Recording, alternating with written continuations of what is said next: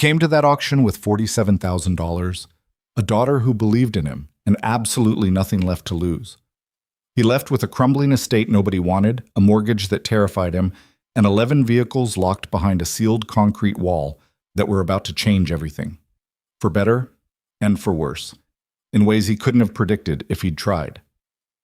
This is the story of Wyatt Mercer, a single father, a mechanic, a man who stumbled into a secret that powerful people had buried for 15 years and nearly died keeping it from staying buried. If this story moves you, hit that like button and drop a comment with the city you're watching from. I want to see how far this one travels. The morning Wyatt Mercer drove out to the Caldwell County Government Complex, his truck was running on a quarter tank of gas and a lot of optimism he wasn't entirely sure was justified. The heater worked when it felt like it. The passenger window had a crack running diagonally from the corner that he'd been meaning to fix for 8 months. On the seat beside him, under a brown paper bag that held 2 gas station breakfast sandwiches, was a manila folder with every financial document he owned. Bank statements, business records, the small stack of papers that represented 4 years of building something from nothing. $47,000. That's what he had. That's what the folder said. He'd counted it 3 times the night before, sitting at the kitchen table after Lily had gone to bed, adding it up with a pencil because he didn't trust himself not to misread the screen. 47,000 and change, scraped together from savings, from the sale of his backup truck, from a personal loan he'd taken from his former Army buddy Marcus, that Marcus insisted wasn't really a loan, but that Wyatt was going to pay back regardless. It was everything, and it probably wasn't going to be enough. The auction was held in a beige conference room that smelled like old carpet and copy toner. Folding chairs, a podium, a county official with reading glasses pushed up on his forehead, and a thick binder of property listings. There were maybe 20 people in the room. Wyatt recognized 2 of them, both dealers he'd crossed paths with at other auctions, the kind of men who showed up everywhere, bought everything cheap, and flipped it without caring what it became. He took a seat in the second row, unfolded the listing he'd printed 3 days earlier, and looked at it again. Caldwell Estate.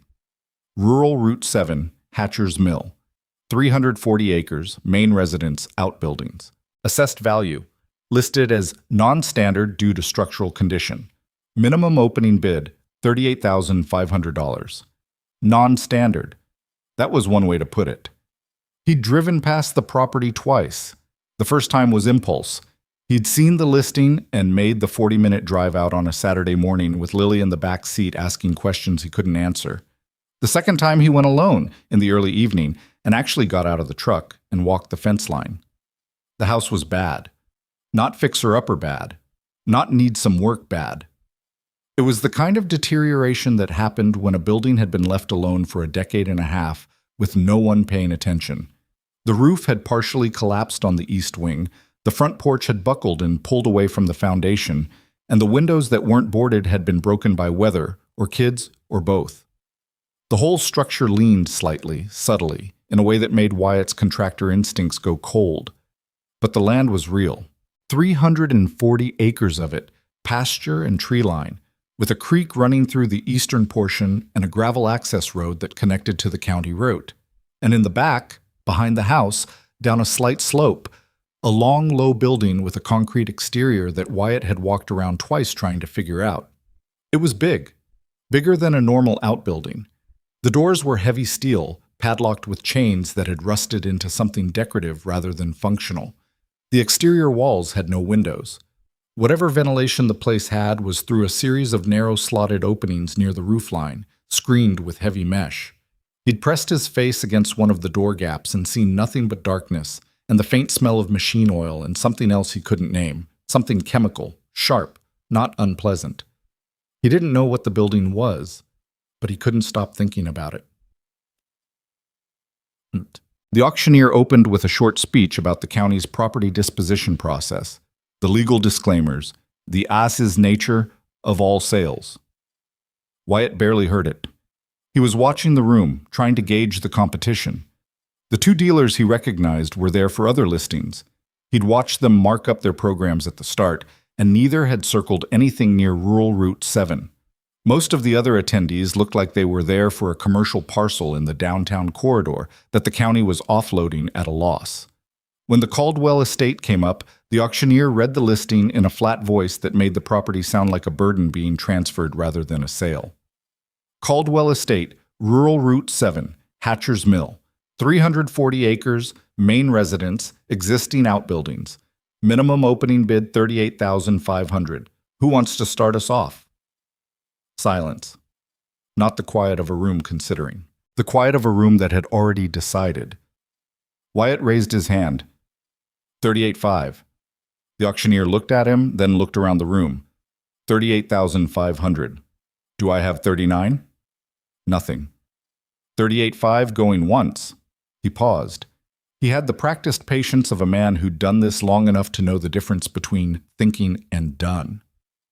Twice. Wyatt was aware of his own heartbeat. He was aware that he was about to spend 4 years of accumulated savings on a collapsing house and some land and a mystery building that might contain absolutely nothing. Sold. $38,500 to... The auctioneer looked at the registration card. Wyatt Mercer. The room didn't react. Nobody cared. The auctioneer moved on. Wyatt sat in the folding chair for a moment longer than he needed to, staring at the listing in his hands, thinking, well, that's done. He told Lily that night over dinner, grilled cheese and tomato soup, her current favorite, which had been her current favorite for approximately 4 months, and showed no signs of changing. I bought a property today, he said. She looked up from her soup. She was 8 years old and had her mother's dark eyes and Wyatt's stubborn jaw, a combination that had produced a child who was simultaneously easier and harder to deal with than either of her parents had been at the same age. A house? A house and some land, and some other buildings. Can I see it? Not yet. It needs work. He paused. A lot of work. She considered this with the gravity she applied to most things. Is it haunted? No. How do you know? Because there's no such thing as haunted. That's what people always say before the haunted thing happens, she said, and went back to her soup. He laughed. It was the first time he'd laughed in what felt like weeks, and it loosened something in his chest that he hadn't realized was clenched. She wasn't wrong about the sentiment, as it turned out, but she had the wrong kind of ghost entirely. The shop had been called Mercer Restorations for 4 years. It operated out of a rented space in an industrial park on the edge of Dunn Falls. 3 bays, a paint booth, a parts room, a cramped office where Wyatt did the books at a desk that was slightly too small for him. He'd built the client list from nothing, mostly word of mouth, mostly patience. Classic vehicles, primarily, muscle cars, old trucks, the occasional British roadster that arrived in pieces and left looking like it had just rolled off a showroom floor in 1967. He was good at it. He'd been working on cars since he was 12, in his grandfather's garage, learning the vocabulary of engines and bodywork the way other kids learned math. He'd spent 4 years in the Army as a wheeled vehicle mechanic, which had given him both discipline and an expanded vocabulary. He'd come back, married, started the business, and then his wife had left when Lily was 3. Not dramatically, not with a fight that could be the scene of a story, just a gradual mutual acknowledgement that they'd become people who didn't fit each other anymore. And she'd moved to Portland and remarried, and Wyatt had kept the daughter and the business and the slightly too small desk. The problem wasn't the work. The work was good. The problem was the building. The landlord had decided to sell the industrial park to a developer who was going to convert it to something called mixed-use innovation space, which meant offices and maybe a coffee shop and definitely not auto restoration bays. Wyatt had been given 8 months' notice, which had seemed like a lot, until suddenly it wasn't. He'd looked at commercial spaces all over the county.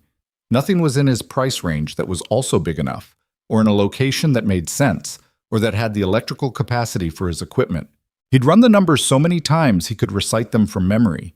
He needed property, his own property, land where he could build what he needed without asking anyone's permission. That was why the Caldwell estate was in his manila folder. Not because he thought the house was salvageable, he didn't particularly, but because 340 acres of rural land, even at a modest value per acre, gave him room. Room to build a proper facility. Room that was his.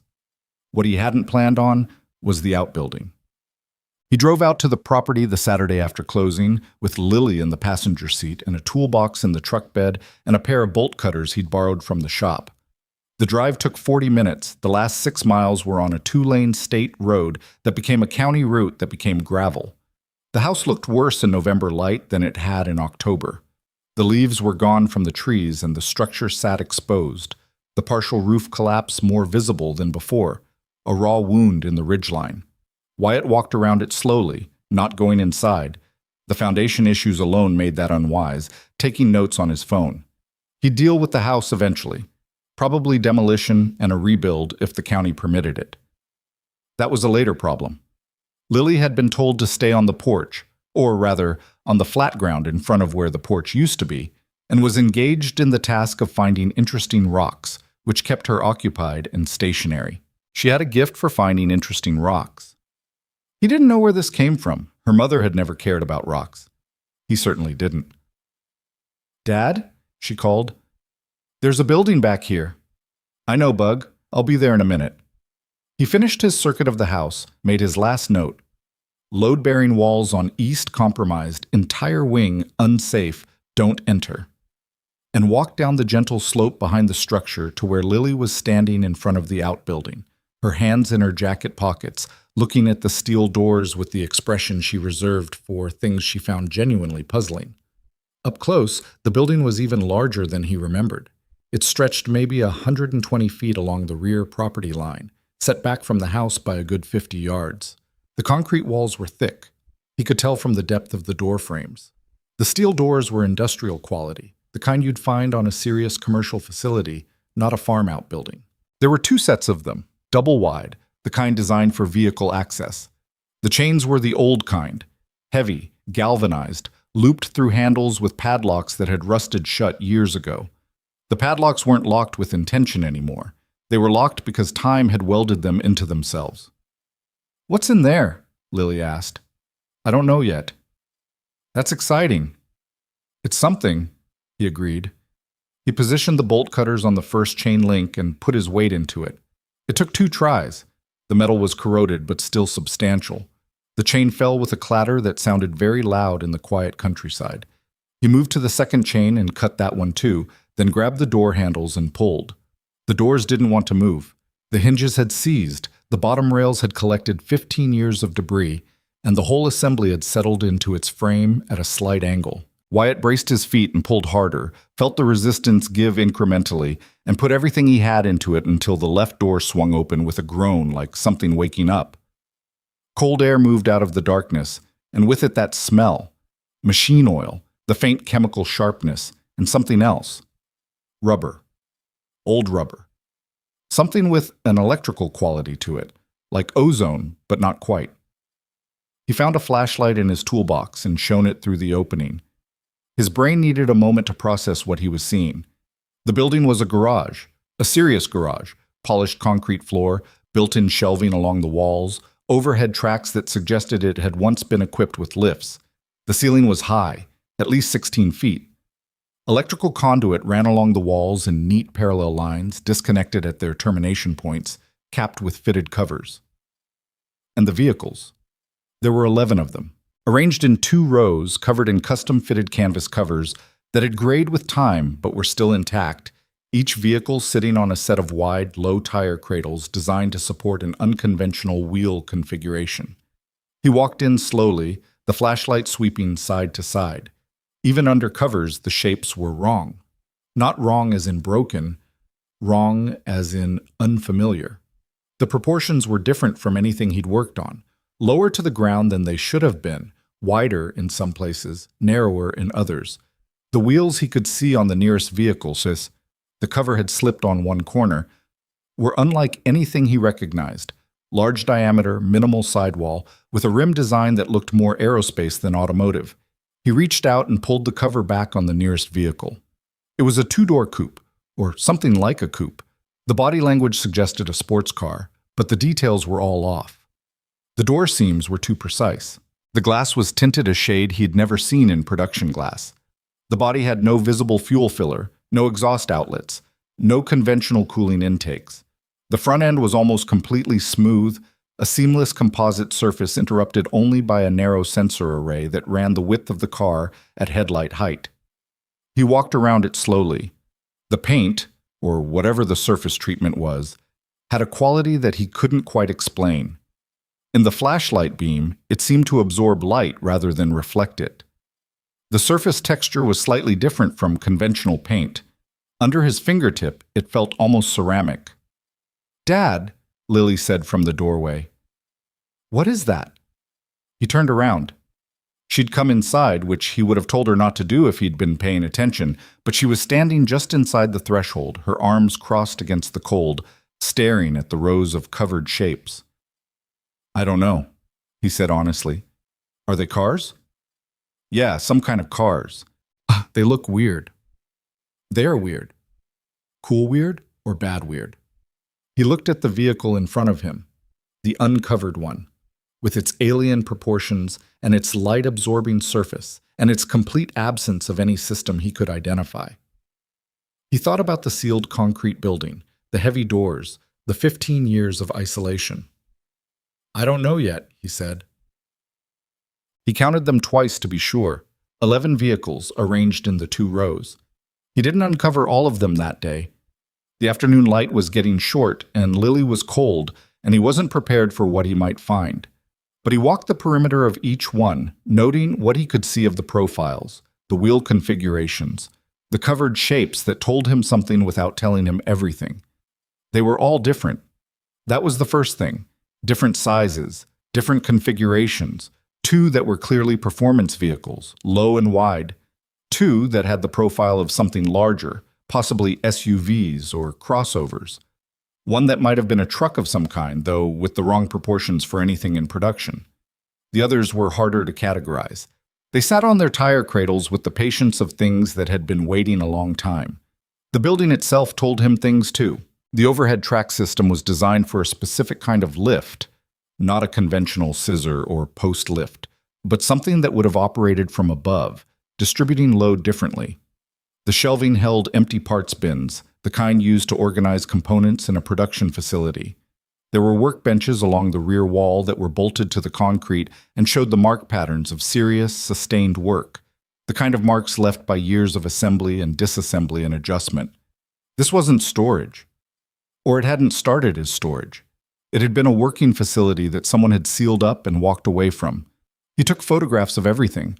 Several hundred photographs, methodical. The whole building, every vehicle, every detail of the facility itself. He did this with the deliberate slowness of someone who recognized they were looking at something they didn't understand and didn't want to miss anything. On the way back to the truck, Lily slipped her hand into his. "We're keeping them, right?" she said. "I own them. I own everything on this property." "So, yes? I don't know what they are yet. But you want to figure it out." He looked back at the outbuilding, its steel doors still standing open, the darkness inside now familiar rather than unknown. "Yeah," he said. "I do." He spent the next 3 days doing research he didn't quite know how to do. He knew cars. He knew vintage American iron. He knew British sports cars. He knew Italian exotica from a distance. He knew production vehicles going back to the 20s, and he knew which coach builders and custom houses had operated through the decades, and he could identify most of them on site. He did not recognize anything he'd photographed in the Caldwell building. He reached out to 2 people he trusted, Marcus, who'd worked aerospace before he'd moved into construction, and Deb Haverhill, who'd been a senior engineer at one of the major manufacturers for 30 years before early retirement. He sent them photographs without context and asked what they thought. Marcus called back in 2 hours. "Where did you get these?" "I bought a property. These were on it. What are they?" A pause. "I don't know, but whoever built them knew what they were doing. That sensor array on the front of the first one, that's not off the shelf. That's custom designed. And the wheel geometry on the third picture is something I've never seen in anything consumer-facing." "Prototype?" "Something. Not anything I recognize, and I've seen a lot. Where exactly did you say this property was?" Deb's response came by text, unusually for her. She was a phone caller by habit. "Wyatt, I need to ask you something carefully. Are these photographs from a secured facility? Because if they are, you should talk to a lawyer before you talk to anyone else. He texted back, I own the property. Legal auction purchase. Why? A longer pause. Then, the composite body panel in photo 14. I recognize the manufacturer of that material. It's not publicly available.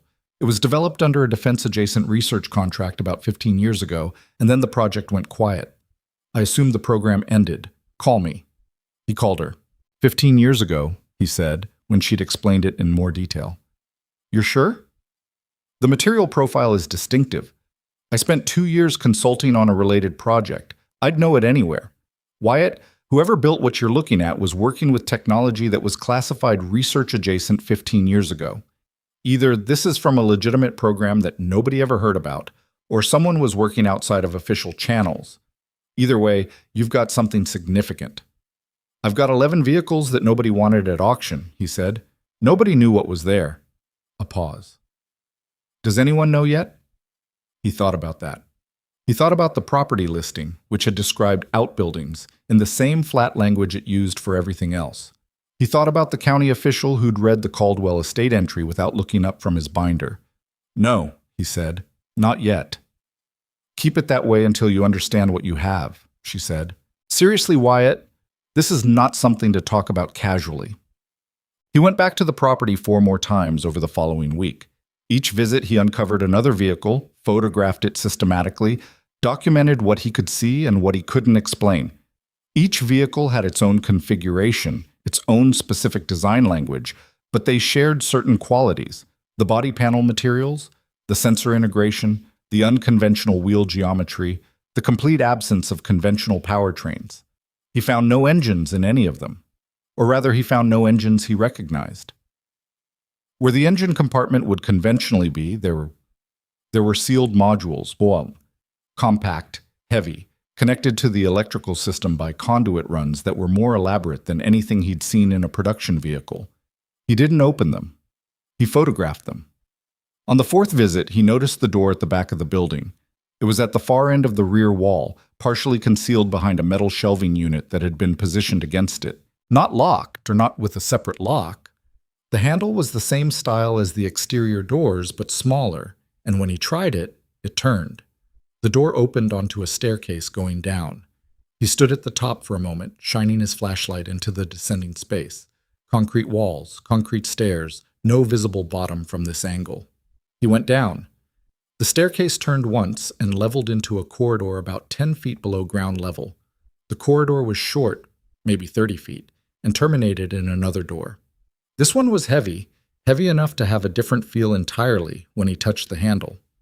Reinforced, he thought. Not a normal interior door. This one was locked, not with a padlock or a chain, with a keypad and a card reader that had been set into the concrete beside the door frame. The keypad was dead. The card reader was dead. Whatever powered them had been disconnected long enough ago that there was no residual light, no standby indicator, nothing. He pressed his hand against the door. It didn't move. It wasn't going to move without either the original access credentials or a significant amount of professional help.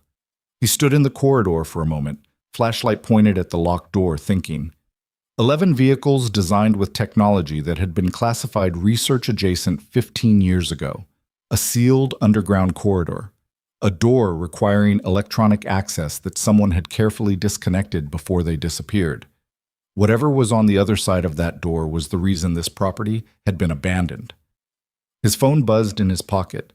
He pulled it out. A number he didn't recognize. Local area code. He answered. Mercer. A brief silence, and then a woman's voice. Composed, precise. The kind of voice that gave instructions rather than asked questions.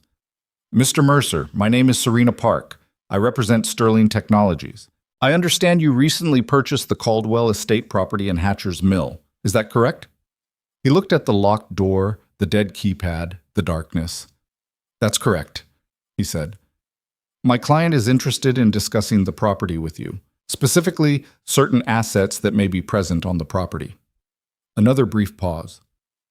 Ms. Sterling would like to meet with you as soon as possible. Who is Ms. Sterling? Victoria Sterling, CEO of Sterling Technologies. He'd heard the name. He didn't know the company well. It operated at a scale far above his usual reading material, but he knew the name, Tech Company, big enough to be on the front page without context. "What assets?" he said. The voice on the other end was careful, professional, but underneath the professionalism was something else, something that felt like urgency kept under control. "Mr. Mercer, Ms. Sterling would prefer to explain in person. I can tell you that this is a matter of significant personal importance to her, not only business. She's prepared to make your time worth your while." He looked at the locked door one more time. Dead keypad, heavy frame. 15 years of silence. "When?" he said. "She can be there in 3 days, Serena Park said. "She's already on her way." Chum. He didn't sleep well those 3 days. He went about his regular routine, the shop, picking up Lily from school, dinner, the normal architecture of a normal life, but underneath it was a persistent, low-grade attention to something he didn't fully understand. He'd been in situations before that required patience, when patience was difficult. The Army had been good for teaching that. But this was different. This was the kind of waiting that came with the sense that something was moving toward you and you didn't know yet whether to stand your ground or step aside. He called Marcus on the second day. "What do you know about a company called Sterling Technologies?" Marcus was quiet for a moment. "Tech company. Big one.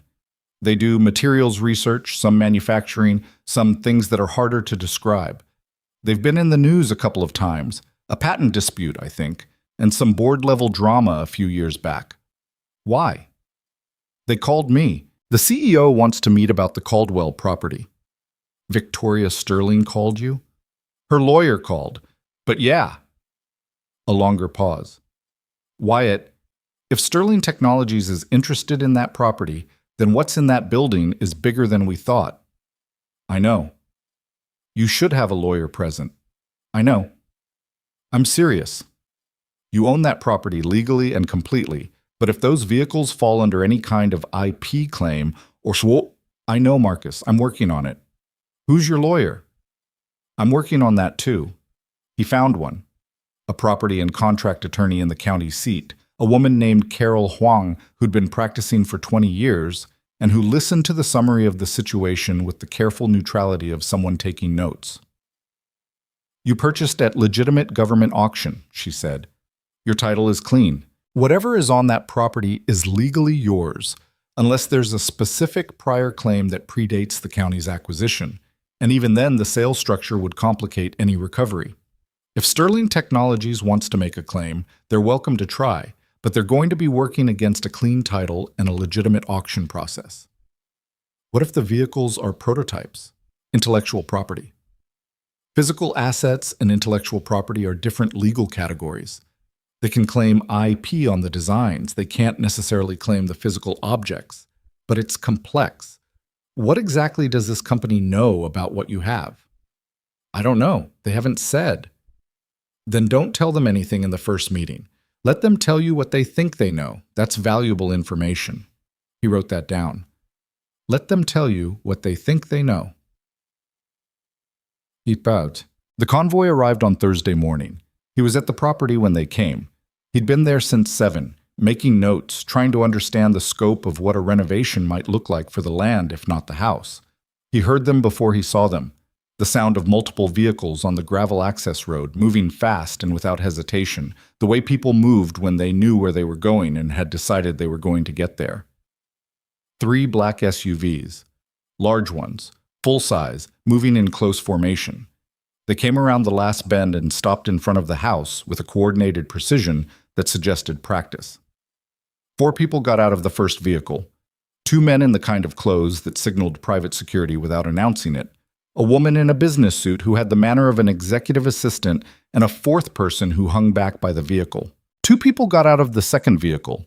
A man carrying a briefcase who might have been a lawyer, and a woman who was on the phone, speaking in a voice too low to carry, gesturing slightly with her free hand. Victoria Sterling came out of the 3rd vehicle last. She was younger than he'd expected. He'd pictured someone in her 50s, and maybe his own rough projection of what a CEO of a major company should look like. But she was 30, maybe 31, in dark slacks and a coat that was expensive in the way expensive things looked like they were simply normal. dark hair, pulled back. She moved with the particular economy of someone who'd learned not to waste motion, and she looked at the property, at the collapsing house, the slope behind it, the outbuilding in the distance, with a focused attention that wasn't evaluating real estate. She was looking for something specific.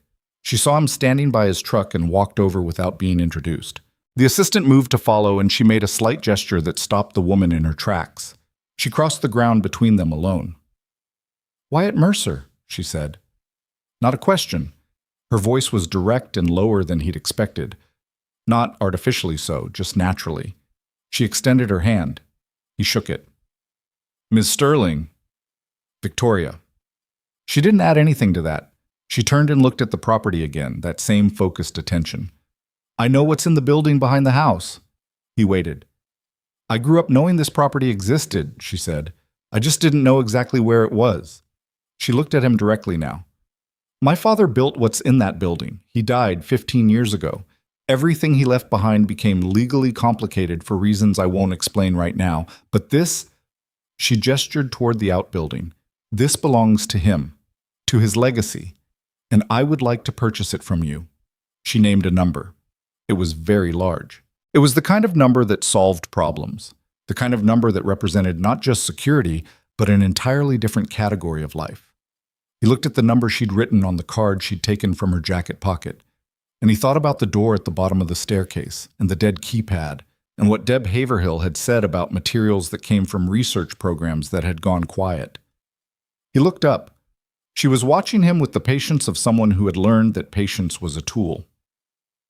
"I'd like to show you something before we talk numbers," he said. Something shifted in her expression. She hadn't expected that answer. "What?" "In the building. There's something I found that I think you should see first." He started walking toward the slope. After a moment, he heard her footsteps on the frost-stiffened grass behind him.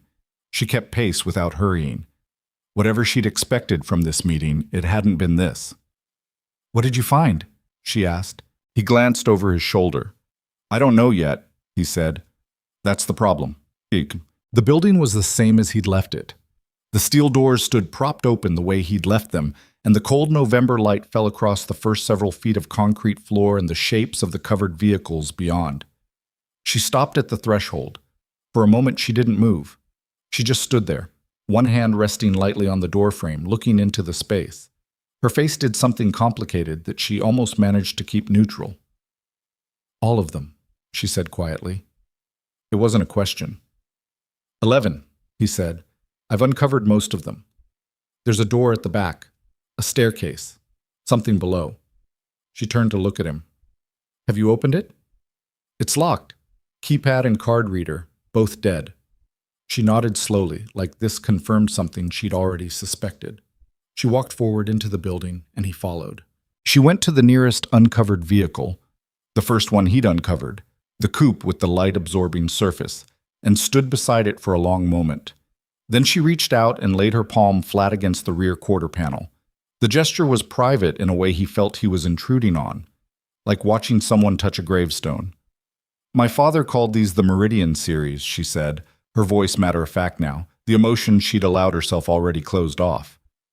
"He spent 12 years on them. Each one was a different approach to the same problem. Sustainable, high-performance propulsion. Not electric in the sense you know, something different." She looked at the vehicle under her hand. He said they were all practice, that he was building toward something specific. "The 12th, Wyatt said. She looked at him sharply. "He told you?" "No, I just figured 11 prototypes that are all different approaches. They're iterations. You iterate toward the thing you're actually building." He paused. "Is there a 12th? She was quiet for a moment. "That's what I've been trying to find out for 15 years. He let that sit. She walked slowly between the two rows of vehicles, trailing her hand along the canvas covers, her attention moving from one to the next with an inventory-like focus. He let her do it without interrupting. She was reading something here that wasn't visible to him. She stopped at the third vehicle from the end, one he'd left covered. She pulled the canvas back from the side and crouched beside it, looking at a panel on the lower door that he'd noticed but dismissed as structural. "Mr. Mercer," she said without looking up. Do you have a flashlight? He handed her his. She shone it at the panel, at something that was etched into the composite surface so lightly that he'd missed it on his own inspection. A series of small markings, precisely engraved, at the bottom edge of the door where it met the rocker panel. Not a serial number, not a manufacturer's code. Letters and numbers in a sequence he didn't recognize. This wasn't here before, she said. Her voice was careful in a way that meant she was managing something. This wasn't on these vehicles when my father was working on them. How do you know? She stood up and looked at him. Because I've seen photographs of every one of these vehicles. I've spent 15 years studying everything he left behind. I know what they look like. She looked back at the panel. This marking is new. New relative to 15 years ago, he said. Could still be old. Yes. She looked at the other vehicles. But if someone added something to one of them, she moved quickly now, back toward the first vehicle, pulling out her phone to photograph something on the underside of the door sill. Then to the next one. She was moving down the row with urgency she was no longer trying to conceal. What are you looking for? He asked. She stopped at the fifth vehicle.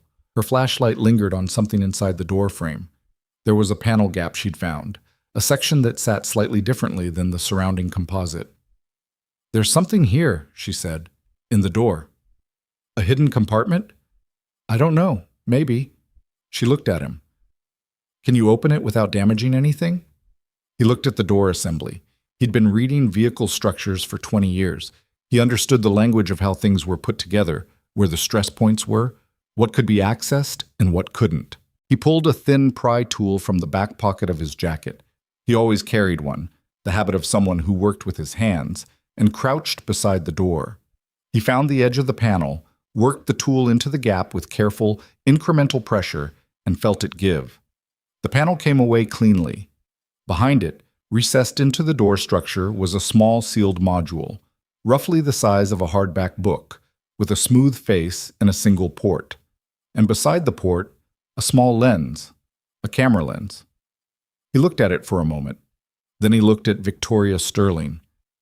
There's a recording device in here, he said. She was very still. That's not possible. These vehicles haven't been accessed in 15 years. The lens isn't oxidized, he said. The seal on the module is intact. This hasn't been here for 15 years. He paused. The county listed this property as vacant and sealed. Nobody's had access since the original owner died. The original owner? Her father. She looked at the device. Something was happening behind her eyes that she was holding very still against. He died 15 years ago, she said. Her voice was flat. I attended the memorial. I handled the estate. I've known for 15 years that he was gone. I know, Wyatt said quietly. So tell me, she said, and her voice, for the first time, had something jagged in it, something that wasn't controlled. Who put a recording device in a sealed vehicle on a property that nobody has accessed in 15 years? He didn't have an answer. The building around them was quiet. Outside, distantly, he could hear the sounds of the security team, the murmured conversation of the people she'd brought. But in here, in this moment, between the two rows of vehicles that shouldn't exist and the device that had no explanation, it was just the two of them, and the device, and whatever was on it. I don't know, he said, but I think we need to find out. Chas. She didn't leave that day. She dismissed the convoy, or rather, she told Serena Park that the meeting would continue and that she'd be in contact. There was a brief exchange in low voices that he didn't try to overhear, and then the SUVs backed out and turned, and the gravel road was quiet again. She stayed. They worked together until the light failed, going back through the vehicles systematically, looking for similar panels, similar hidden spaces, documenting what they found. They found 3 more devices, all identical, all with the same configuration, the same clean sealed modules that told both of them, without needing to say it, that these hadn't been here for 15 years. Somebody had been here, recently, and left something behind. By the time the cold had driven them out of the building and back to their vehicles, they'd established 2 things without formally discussing them. 1, she wasn't buying the property. Not yet. Maybe not at all. 2, they were going to have to figure out what was on those recordings together. She sat in her vehicle and he sat in his truck, parked side by side on the frost-hard ground in front of the decaying house. And he could see through his windshield the moment she made a decision. Could see it in the small physical shift, the change in posture. She got out of her vehicle and came to his window. He rolled it down. "I'm coming back tomorrow," she said, "with someone who can access those devices without destroying them." "Okay," he said, "and I need you to not tell anyone what we found." "I've already not told anyone," he said. She looked at him for a moment. A direct assessment that was neither hostile nor particularly warm, just evaluative in the way she evaluated everything, he suspected. "Why didn't you take my first offer?" she said. "The number I gave you. That was a real number. You could have taken it and walked away." He thought about how to answer that honestly. "Because the door at the bottom of the stairs is locked," he said. "And I've had a locked door in my head for a week. I can't walk away from a locked door." She was quiet for a moment. "Neither can I," she said. She walked back to her vehicle, and a moment later, the last of the 3 SUVs followed her down the gravel road and disappeared. Wyatt sat in his truck in the growing dark, looking at the outbuilding and the closed steel doors and the slope of frozen ground between them. Somewhere under that ground was a door. Behind the door was something that a man had hidden carefully, deliberately, at cost, 15 years ago or possibly more recently than that, which was somehow a more disturbing idea. And sitting in 4 hidden compartments in 4 extraordinary vehicles were 4 recording devices, clean and sealed and waiting. He'd come out here for a garage. He started his truck and drove toward home, where Lily was at a neighbor's house waiting for him, where dinner needed to be made and homework needed to be checked, and the ordinary life he'd built needed him to be present in it. He'd come out here for a garage. That part was still true. Everything else was something else entirely. She came back the next morning at 7:45, which told him something about her. He'd half expected the convoy again. The formation of black vehicles, the security detail, the full presentation of resources deployed. Instead, it was a single SUV, and she got out of the passenger side alone, carrying a hard-sided case and a coffee that she'd apparently picked up somewhere between wherever she'd stayed the night and the gravel road leading to the property. She looked like she hadn't slept much. She hadn't changed clothes, same dark slacks, different coat, and there were shadows under her eyes that the November morning light made no effort to flatter. She walked toward him without preamble. "You're already here," she said. "I live 40 minutes away. I left early." "Did you sleep?" "Some," he said. It was true. He'd gotten maybe 5 hours, which for him was functional. "You?" She looked at him with the expression of someone who considered the question an intrusion and then decided to answer it anyway. "Not really." He handed her a second coffee from the carrier he'd brought. She looked at it, then at him, with a fractional surprise she didn't bother hiding. "Thank you," she said, and meant it. He'd also brought a portable generator, loaded it into the truck bed before dawn, one of the heavy units he used at the shop for mobile work. He'd been thinking about the dead keypad and the card reader on the underground door. If there was power, there was possibility. The hard-sided case she'd carried turned out to contain a technician named Reed Calloway, or rather it contained Reed Calloway's equipment, while Reed Calloway arrived in a separate vehicle 3 minutes later. He was maybe 26, thin, wearing a jacket that was too light for the weather, and carrying the unfocused manner of someone who operated primarily in digital space and treated the physical world as an inconvenience. He barely looked at Wyatt when he was introduced. "Show me the devices," he said, already moving toward the outbuilding. They walked down the slope together, the frost-stiff grass crackling underfoot. The 3 of them in a configuration that wasn't quite comfortable yet. Victoria walked slightly ahead, which Wyatt noticed without commenting on. She moved like someone who was used to being in front and had to consciously make room for other people, and she wasn't always doing it consciously. Inside the building, Reed set up a portable workstation on one of the rear benches and spent 45 minutes on the first device before he said anything substantive. Wyatt and Victoria worked separately during that time. She was photographing the engraved markings on the vehicle door sills, all of them, taking methodical documentation. And he was examining the overhead lift track system, trying to understand how the building had been designed to operate. He found something during that examination that he almost missed, a panel in the ceiling track system, near the rear wall, that was slightly different in color from the surrounding material. Newer, or rather, replaced. Someone had replaced a section of the track housing at some point, and the replacement material hadn't aged at the same rate as the original. He got up on one of the workbenches and looked at it more closely. Behind the replaced panel section, recessed into the track housing, was a second recording device, identical to the ones in the vehicle doors, same clean seal, same lens. He stood on the bench for a moment looking at it. This one hadn't been in a vehicle. This one was in the ceiling. Whoever had been here had put cameras where they'd expected people to stand. "Reed," he said, "there's another one up here." Victoria stopped photographing. She looked up at him on the bench, then at the device. "How many is that?" she said. "5. She turned away and walked to the far end of the building, and he could see from the set of her shoulders that she was doing something internal, processing, recalibrating, pushing down something that wanted to surface. He climbed off the bench and let her have the moment. Reed, without looking up from his workstation, said, "First device is readable. The medium is intact. I can pull the file, but I'll need to decode the container format. It's not standard." "How long?" Victoria said, from the far end of the building. Her voice was steady. "Hour, maybe 90 minutes.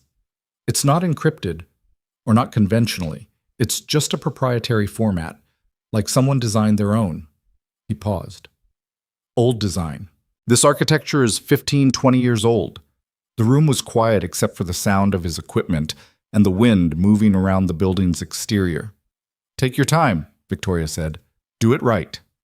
While Reed worked, Victoria talked. Not easily. She was not a person who talked easily, Wyatt was beginning to understand. She talked in the way careful people talked, with space between thoughts, as if she was checking each sentence against something internal before she released it. But she talked, and that itself told him the night had shifted something. They sat on the workbenches at the rear of the building with their coffees, and she told him about her father. His name had been Arthur Sterling. He'd founded the company in his mid-30s on the back of a materials science patent that had made him wealthy enough to fund a decade of development work without outside investors. He hated outside investors, she said. He used to say that money with opinions attached was worth less than it cost.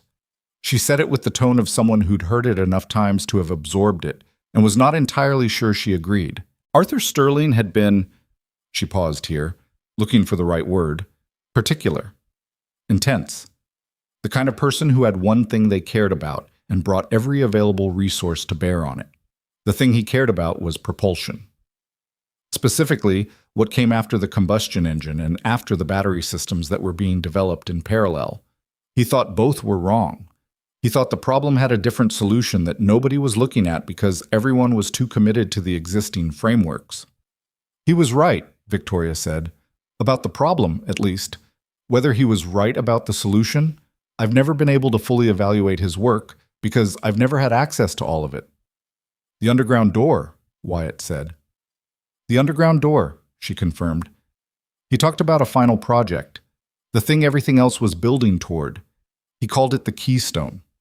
Not as a name, just as a description. The thing that held the arch up. She paused. He died before he finished it. Or I thought he did. The recording devices. She looked at her coffee cup. Yes. They sat with that for a moment. What happened to him? Wyatt asked. If you don't mind.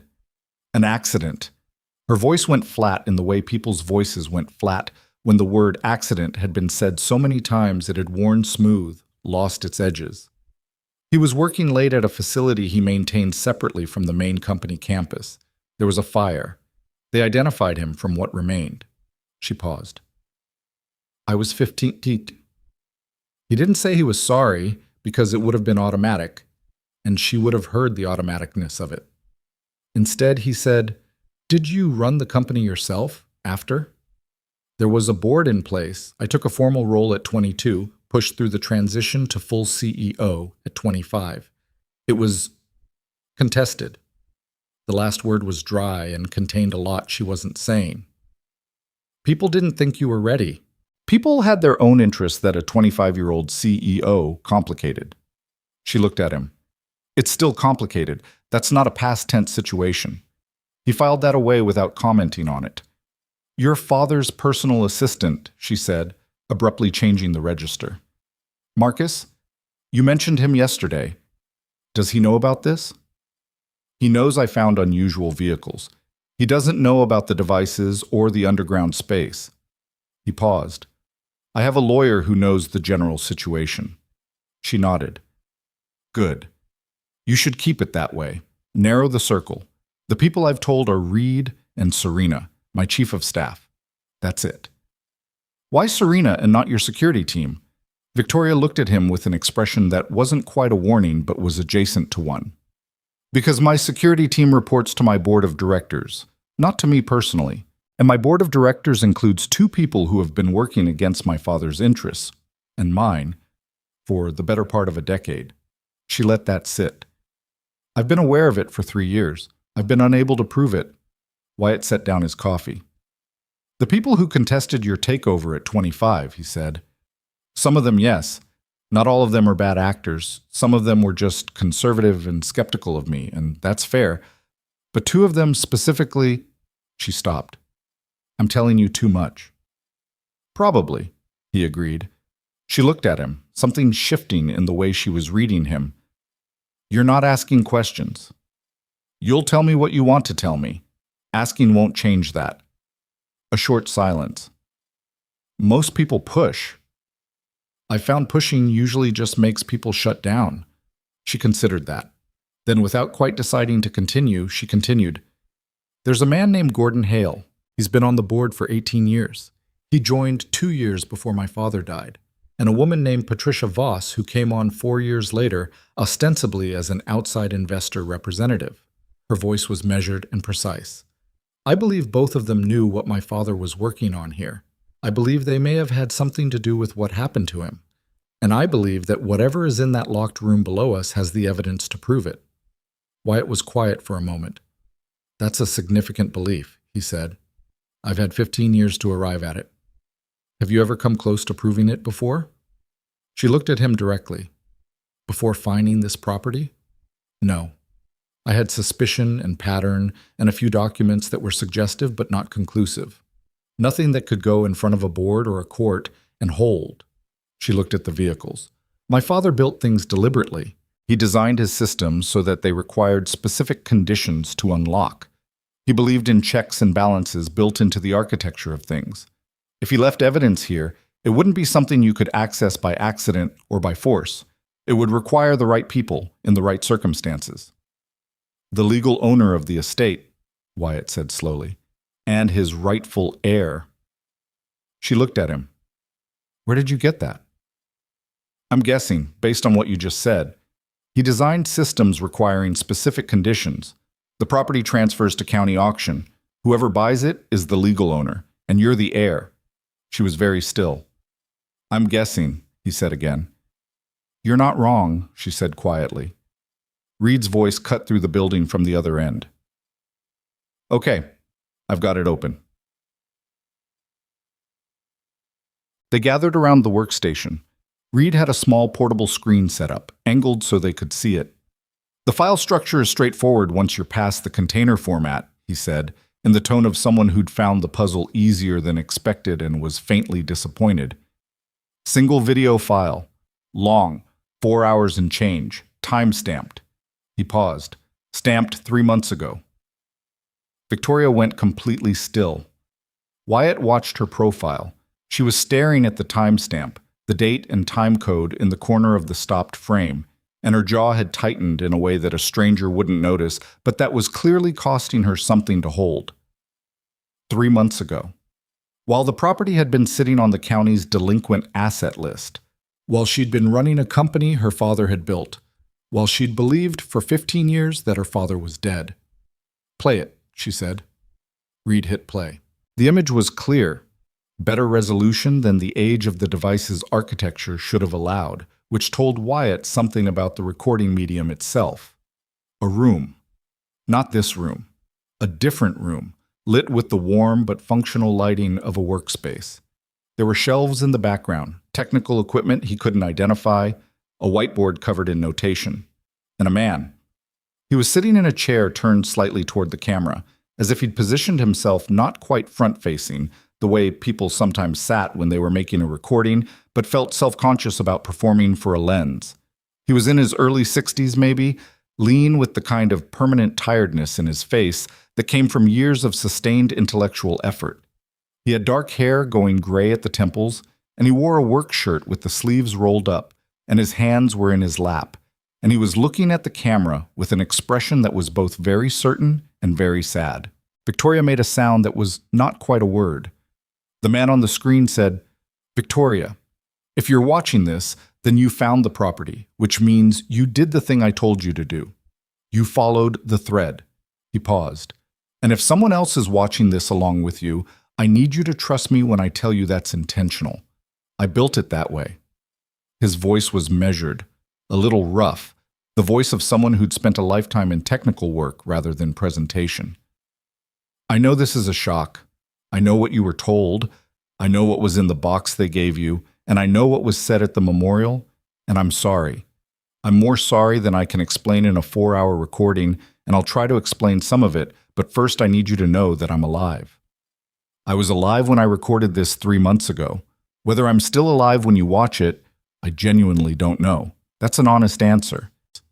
He reached forward and adjusted the camera slightly. A small, human gesture, imprecise, the kind of thing you did when you'd set up your own equipment and weren't sure it was right. The fire at the Meridian facility was real. What wasn't real was me being in it. Gordon Hale found out what I was building. Not all of it. I was careful, but enough. Enough that he moved against me, and I had to make a decision quickly. I could stay and fight and probably lose, or I could disappear and finish the work from outside where they couldn't reach it. A pause. He looked off camera for a moment, then back. "I chose to disappear, and I left you behind, which is the thing I'll carry regardless of how this ends. You were 15. I told myself I was protecting you. Maybe I was. Maybe I was also a coward. I've had 15 years to argue both sides of that, and I haven't settled it." Victoria turned away from the screen. She walked 3 steps toward the center of the building and stopped, her back to them, her hands pressed together in front of her in a posture that wasn't prayer, but was something adjacent to it, the physical posture of someone containing something enormous. Wyatt looked at Reed, who had the decency to have developed a sudden need to check his equipment settings. He looked back at Victoria's back. He didn't say anything. She didn't need commentary. She needed 30 seconds, and he gave her that. She turned back around. Her eyes were wet, but her expression was controlled, and she walked back to the screen with the deliberate steadiness of someone who had made a decision about what they were going to allow right now. "Keep playing," she said. Reed played it. The recording went on. Arthur Sterling explained, with the methodical precision of an engineer narrating a process, what he'd built in the 15 years since he'd disappeared. He'd used the Caldwell estate as his primary working location for the first 8 years, which explained the building and the vehicles. He'd moved on afterward when he'd needed resources that required access he couldn't get in isolation. But the vehicles stayed. The vehicles were the record. The vehicles and what was beneath them. "The 11 prototypes are the development record," he said. "Each one represents a stage in the Keystone project. They're also the evidence chain. Inside each vehicle's body structure, there are encrypted modules containing the original design files, the patent submissions, and the documentation of every attempt Hale and Voss made to access, steal, or replicate my work through Sterling Technologies channels. I put them there. I've been adding to them remotely for 3 years." Wyatt looked at Victoria. She was watching the screen with absolute focus. "The Keystone itself is below. I finished it 14 months ago. I've been waiting for the right conditions to surface it, which required the property to transfer legitimately to a legal owner and required you to find it. There's a final access sequence that requires both of you. The legal owner of the estate activates the power sequence. The heir enters the access code I'm going to give you now." He read a 16-digit alphanumeric sequence from a card he pulled from his shirt pocket. Victoria grabbed Reed's notepad and wrote it without being told to. "The room below contains the Keystone vehicle, the final documentation package, and a complete evidentiary record that should be sufficient for a board proceeding, a patent court, and a criminal investigation. I built it to be sufficient. I wasn't able to build it to guarantee what happens next. That part is up to you." He looked at the camera for a moment without speaking. His expression was the expression of someone who had finished the work and had arrived at the part they couldn't engineer. "I love you," he said. "That's always been true even when nothing else was simple. Be careful about who you trust inside the building. Not everyone who's been there for years has been there for you." The recording held on his face for another few seconds, then ended. The screen went blank. The building was quiet. Reed very carefully did not look at either of them. Victoria stood with the notepad in her hand, the 16-digit sequence written in her handwriting, and she stared at the blank screen for a long moment. Then she looked at Wyatt. "The power sequence," she said. Her voice was stripped down, functional. "You're the legal owner. You activate it. Walk me through what that means." "It means the generator you brought. There should be a main connection panel in this building. There was in the original design. If it's still functional, you connect external power, and the underground system comes back online." She paused. "Then I enter the code." He looked at the generator he'd brought. It was sitting near the entrance, not yet connected to anything. He'd brought it on a hunch, the kind of hunch that came from 20 years of working on things that didn't work until you powered them. "Okay," he said. "Let's find the panel."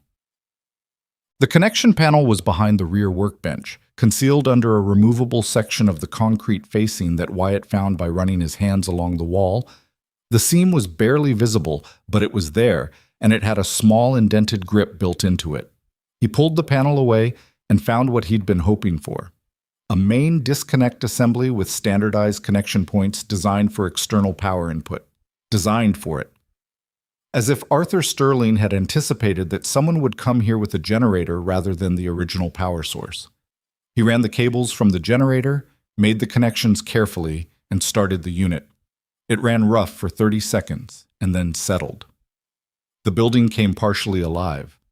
Emergency lighting along the floor, strips of LED that had sat dormant for however long, blinked on at low intensity, giving the space a changed quality, less like a cave and more like a space in standby mode. The overhead track system made a sound, a brief mechanical check-in that resolved into silence, and from the staircase at the back of the building, a soft electronic tone. They went down together. The corridor below was lit now, the same low-intensity emergency strips, the concrete walls close on both sides. At the far end, the heavy door had changed. The keypad displayed a blue ready indicator, and the card reader beside it showed a green ready light. Victoria stood in front of the keypad. The notepad was in her hand. She looked at Wyatt. "I've been looking for what he left for 15 years, she said. It wasn't exactly something she'd meant to say out loud. It had the quality of a thought that had escaped its container. "I know," he said. She turned back to the keypad and entered the 16-digit sequence from her father's voice. The door unlocked. Not with drama. Not with a series of mechanical sounds or a release of pressure or anything cinematic. Just a single clean click, and the indicator light shifted from blue to green, and the door swung inward on hinges that had been maintained better than anything else in this building. Cold air moved out from the room beyond. Wyatt reached in and found a wall switch inside the door frame. He threw it. The lights came on. The room was large, much larger than the corridor suggested, extending 30 or 40 feet beyond the doorway in both directions. The ceiling was high, the walls finished concrete, the floor polished to the same standard as the garage above. Workbenches lined 2 walls, covered with equipment, cables, and tools in various states of organization. On one wall, a series of monitors that were currently dark but had the look of things that would come on when they were ready. And in the center of the room, a vehicle. It was low, lower than any of the 11 above. It sat on a custom cradle that held it slightly elevated, and it was finished. Where the vehicles above had the quality of iterations, of things that had been built to test a principle and then set aside, this one had the quality of completion. Every surface was resolved. Every seam was intentional. The body was a single organic shape that went from the front edge to the tail in a line that looked inevitable rather than designed. It was covered in a surface material that Wyatt didn't recognize, not the light-absorbing composite of the prototype above, something different. Under the room's lighting, it had a quality that changed with angle, not quite metallic, not quite matte, something in between. Victoria walked toward it slowly. She stopped 6 feet away and stood there, looking at it the way you looked at something when you needed a moment before you could keep moving. Wyatt stayed near the door. On the workbench to the right, a monitor had powered on as the room's systems came online. It displayed a simple interface, text, no graphics. At the top, Keystone, Final Documentation Package. Below that, a file structure that was too small to read from across the room, but extensive enough to be visible as a body of content. He looked at the vehicle.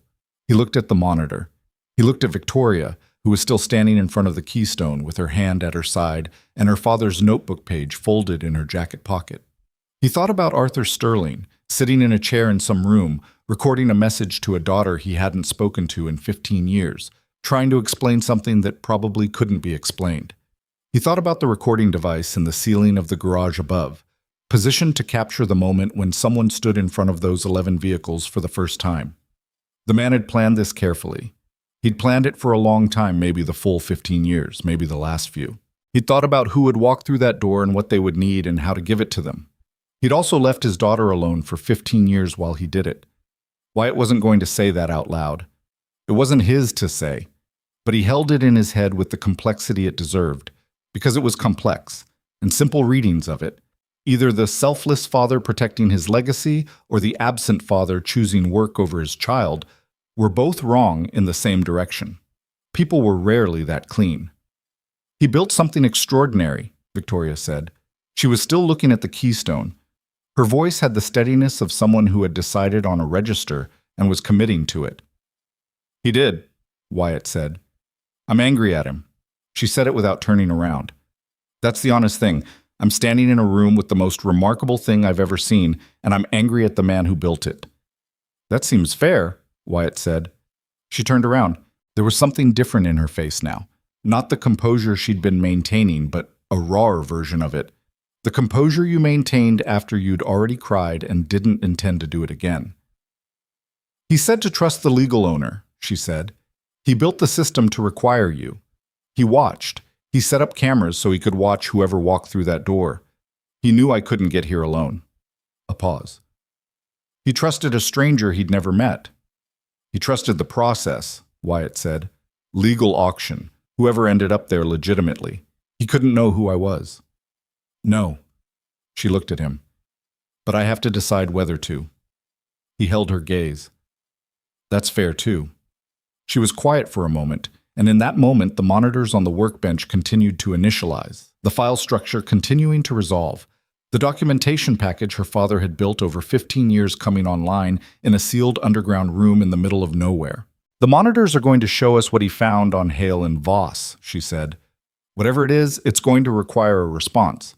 It's going to require someone who controls the estate, because the documentation is linked to the physical assets, the vehicles, the property, and a response is going to put you in the middle of this, whether you intended to be or not. He had known that was coming. He'd known it since the moment the recording ended and the blank screen stared back at them. I know, he said. You could still take a settlement. Walk away. I could, he agreed. She waited. But the door was locked, he said, and now it's open, and I'm not good at walking away from things once I understand what they are. Something shifted in her expression, something small and not quite a smile and not quite relief, but somewhere in the neighborhood of both. She turned back to the monitors. Then let's see what he left us, she said. They walked toward his workbench together, and the documentation package opened, and outside the building in the November cold the gravel road sat empty and quiet, and nobody yet knew where they were or what they'd found. That was about to change. But not today. The documentation package took 3 hours to fully load. That wasn't a technical limitation. Reed confirmed the transfer speeds were fine, the storage medium was intact, the system was functioning exactly as designed. The 3 hours were the sheer volume of it. 15 years of sustained, methodical documentation, organized with the precision of someone who had known from the beginning that this material would eventually need to stand on its own in front of people who hadn't been there. Wyatt sat on a shop stool he'd pulled from the corner and read. Victoria stood for the first hour, then eventually sat on the edge of the Keystone's cradle, not on the vehicle itself, but beside it, close to it, the way you stayed near something you weren't ready to stop looking at. Reed worked at the monitor station, organizing the file structure into something navigable. He didn't comment on the content. He was good at that. The discipline of a technician who understood that his job was the system, not the story the system contained. The documentation was organized into 4 sections. The first was the development record, the Meridian series prototypes, the design evolution, the engineering notes that mapped each of the 11 vehicles above to a specific technical problem Arthur had been solving. Reading it, Wyatt began to understand what he'd been looking at in the garage. Each vehicle wasn't just a prototype. Each one was a proof of concept for a discrete component of the Keystone system: the propulsion module, the energy storage architecture, the structural composite approach, the sensor integration. 11 vehicles, 11 problems solved, and the Keystone assembled the solutions into a single functioning whole. The second section was the patent record. Arthur had filed 17 patents through a series of shell structures, holding companies registered in different states, designed to obscure the connection back to him over the course of his disappearance. None of them had been filed under his name. All of them predated, by years, the patent applications that Sterling Technologies had filed under its own corporate name for suspiciously similar technology. Victoria went through this section standing up, which she'd returned to without seeming to notice. She read patent numbers and filing dates in a low voice, cross-referencing against something on her phone. After 20 minutes of this, she said, without preamble, "They filed our version of his battery architecture patent 14 months after his original, which means someone inside the company had access to his work within the first year after he disappeared." She paused. "I always knew the timeline was wrong. I could never prove why." "Now you can," Wyatt said. She didn't respond to that directly. She kept reading. The third section was the one that changed the temperature of the room. Arthur had spent 15 years conducting his own investigation. He hadn't only been building vehicles and filing patents under shell companies. He'd been documenting everything he could access from the outside about the people who had moved against him. He had financial records showing payments from a private equity firm to Gordon Hale in the 18 months before Arthur's staged death, payments that had no legitimate business explanation. He had internal Sterling Technologies communications, obtained through methods the documentation was carefully vague about, showing Hale and Patricia Voss coordinating on the patent filing strategy, using language that only made sense if they knew the original work existed and who had done it. He had records of 3 separate attempts over the course of a decade to locate the Caldwell property through intermediaries, title searches, county records requests, hired investigators who'd gotten close but not found the right rural route. They'd been looking for this place. They'd never found it. He was watching them look for him, Wyatt said. He was building the case while they were building theirs, Victoria said. Her voice had gone precise and cold in the way voices went cold when emotion was being compressed into something functional. He knew they'd try to find the physical assets. He designed the documentation to capture evidence of the attempts. She paused. He thought of everything. Not everything, Wyatt said quietly. She looked at him. He didn't account for running out of time, Wyatt said. The recording said he didn't know if he'd still be alive when we watched it. A silence. No, she said. He didn't account for that. She went back to reading. The fourth section was a single file, separate from the others, labeled with a date, 4 days before the recording they'd watched that morning. It was a personal letter, text only, addressed to Victoria by name. She read it on the monitor, and nobody else did. Reed had found something to do at the far end of the room, and Wyatt studied the Keystone's undercarriage with more attention than was strictly necessary. She was quiet for a long time. When she came back to the center of the room, her face had been reset again into its working configuration, but her eyes were red at the edges in a way she couldn't do much about. "He's still alive," she said. Or he was, 4 days before he recorded. He's been living under a different name in Montana for the last 8 years. He's been sick, something chronic, manageable but serious. That's why the timeline accelerated. He needed this to be found while he could still verify it. She paused. He left a contact method, a way to reach him through intermediaries. Are you going to use it? Not yet. She looked at the monitors. Not until we've done what needs to be done with this. If Hale finds out I've contacted him before we move, the evidence becomes complicated. He'd claimed the whole thing was fabricated. We need the documentation to reach the board and the legal structure before anyone knows Arthur is alive. She paused. He said as much in the letter. Wyatt thought about that. About a man who had engineered his own disappearance to protect his daughter and his work, and who was now asking that daughter to hold off on contact with him, again, for strategic reasons. Even now, the work came first, or the protection came first.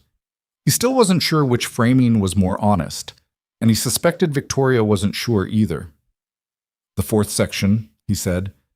The communications he obtained from inside Sterling Technologies, how did he get those? He had someone inside the company.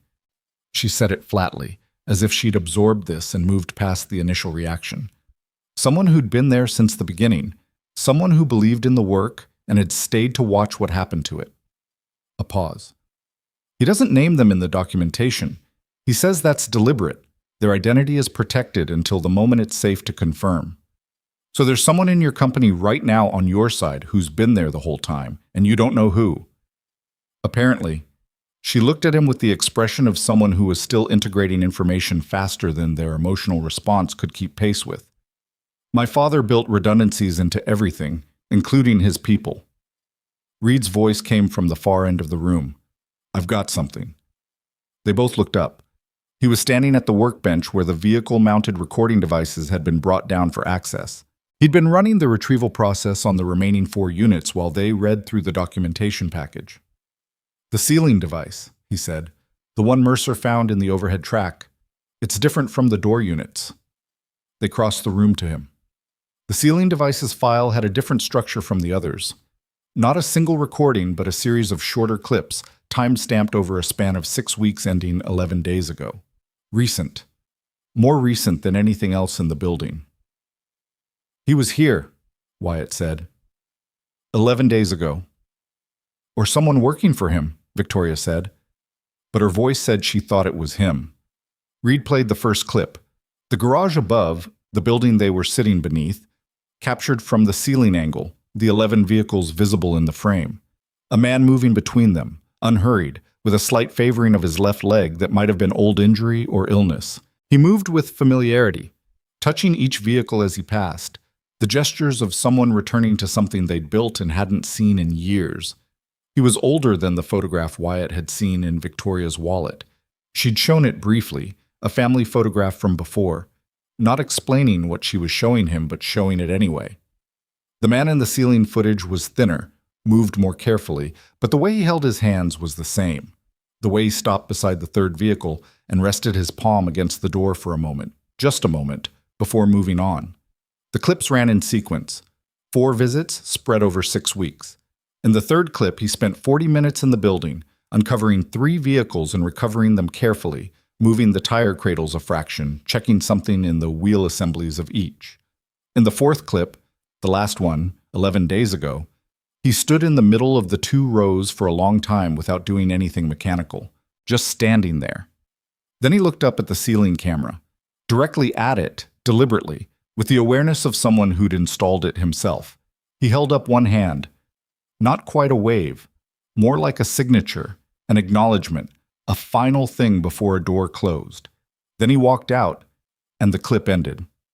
Victoria had her arms crossed, one hand pressed against her mouth. She watched the screen for a long moment after the image ended. Wyatt didn't say anything. There was nothing useful to say.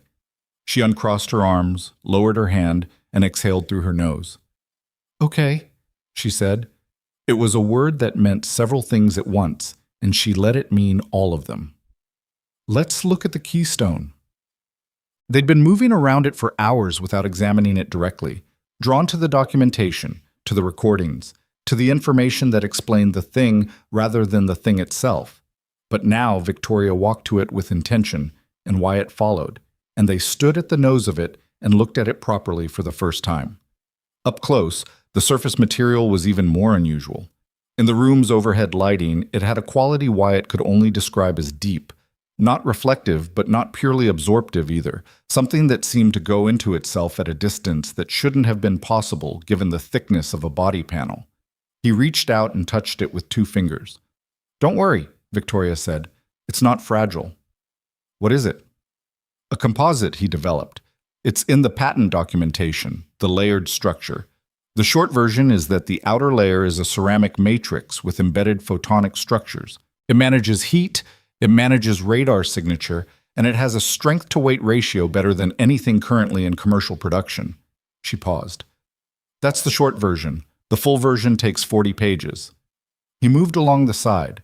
The door seams were so precise they were almost invisible. He found them by touch rather than sight, running his fingertips along the body until he felt the fractional transition. The glass was a dark tint that he suspected wasn't glass at all. The wheels were the same design language as the prototypes above, but resolved. The design didn't look exploratory anymore. It looked finished. At the rear of the vehicle, there were no exhaust outlets, no tailpipes, no vents, nothing that suggested combustion. The diffuser was clean and aerodynamic in a way that served a purpose he couldn't quite identify because it didn't match any propulsion system he knew. "What powers it?" he asked. "The Keystone module." He called it that specifically. Same term as the project, because the propulsion system was the whole point. She crouched beside the rear section. It's an electromagnetic induction drive, not electric in the battery sense. It doesn't store energy the way current EVs do. It captures and recycles kinetic and thermal energy from the vehicle's own motion, supplemented by a primary source that he never patented because he never fully committed to one approach. The 11 prototypes were testing 11 different primary source configurations. The Keystone uses the solution he arrived at after all 11. Which is? She looked up at him. "I don't fully understand the physics. He left documentation, but some of it requires a background I don't have. What I understand is the performance claim: 0 emissions, no fuel input required beyond initial charge, theoretical range of 600 miles on a charge that takes 45 minutes. Wyatt stood very still. "That's not—" He stopped. "I know. That's not in the range of current technology. I know, that's the point." She stood up. "He spent 12 years on the prototypes and another 3 years on the Keystone. He didn't stop when he hit the edge of current technology. He went past it." She paused. He was always going past it. That was who he was. Wyatt looked at the vehicle. The Keystone. The thing that held the arch up. He thought about Hale and Voss and the patent applications they'd filed under Sterling Technologies' name, and what they'd been trying to replicate from Arthur's stolen work. Whatever they'd gotten their hands on, it wasn't this. This was beyond what they'd managed to approximate, which meant they'd been working from early-stage documents, from the prototype's data, not from the Keystone itself. They'd stolen the foundation and never found the building. "If this technology works as documented," he said slowly, "what's it worth?" Victoria was quiet for a moment. "I don't like answering that question in dollar terms. It flattens it."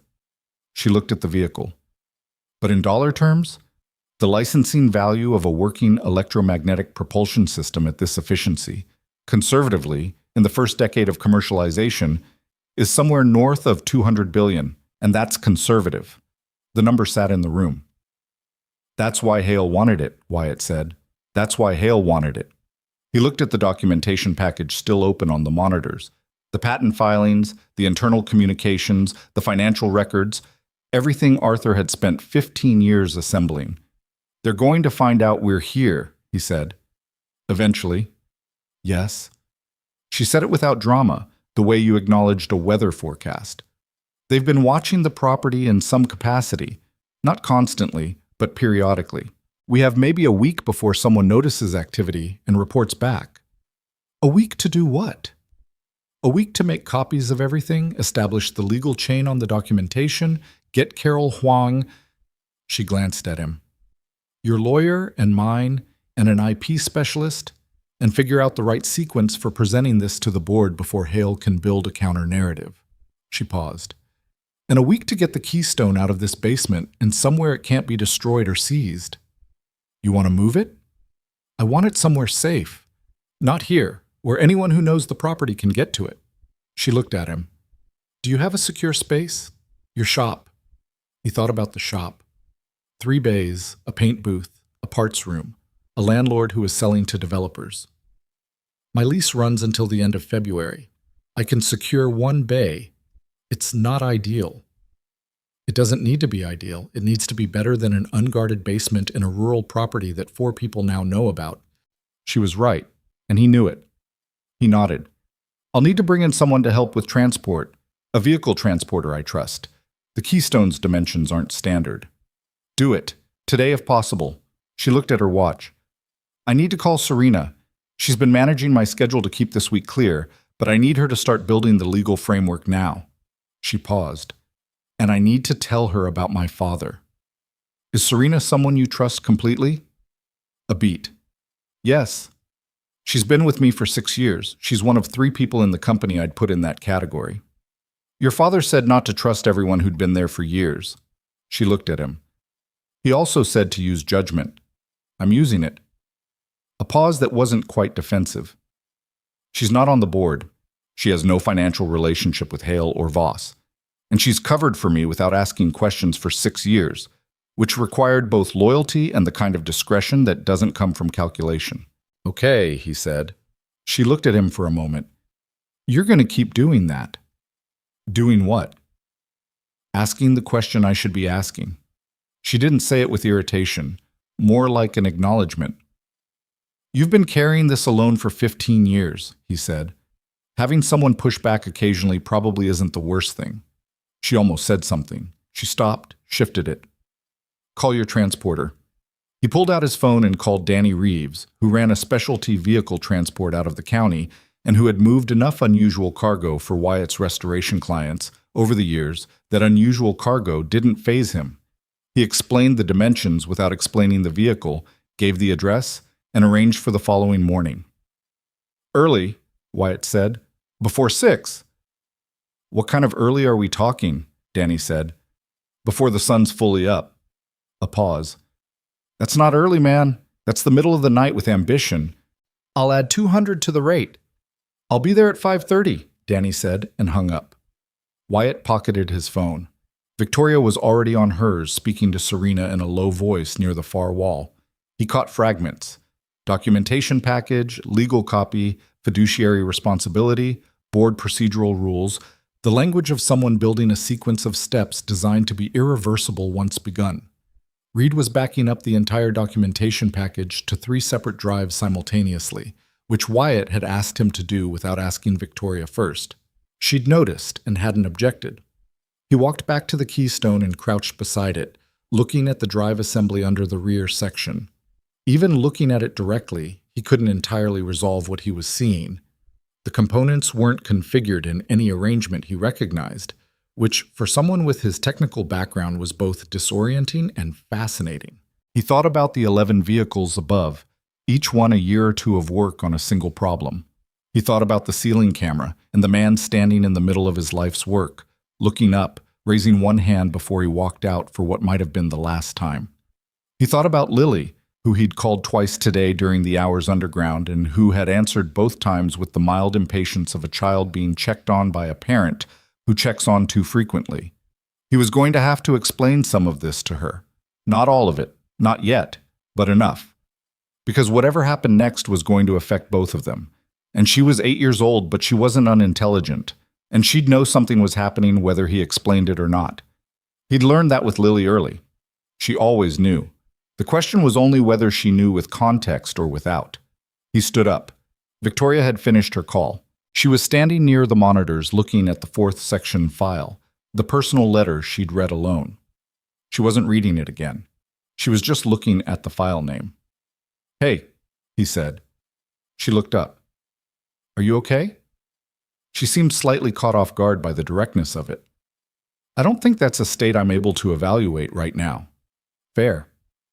I'll be okay, she said. That's different from currently being okay. I'm functioning, which is what matters right now. Functioning is enough, he said. She looked at him with a quality of attention that was slightly different from the evaluative attention she'd been directing at him since she arrived. Something more personal in it.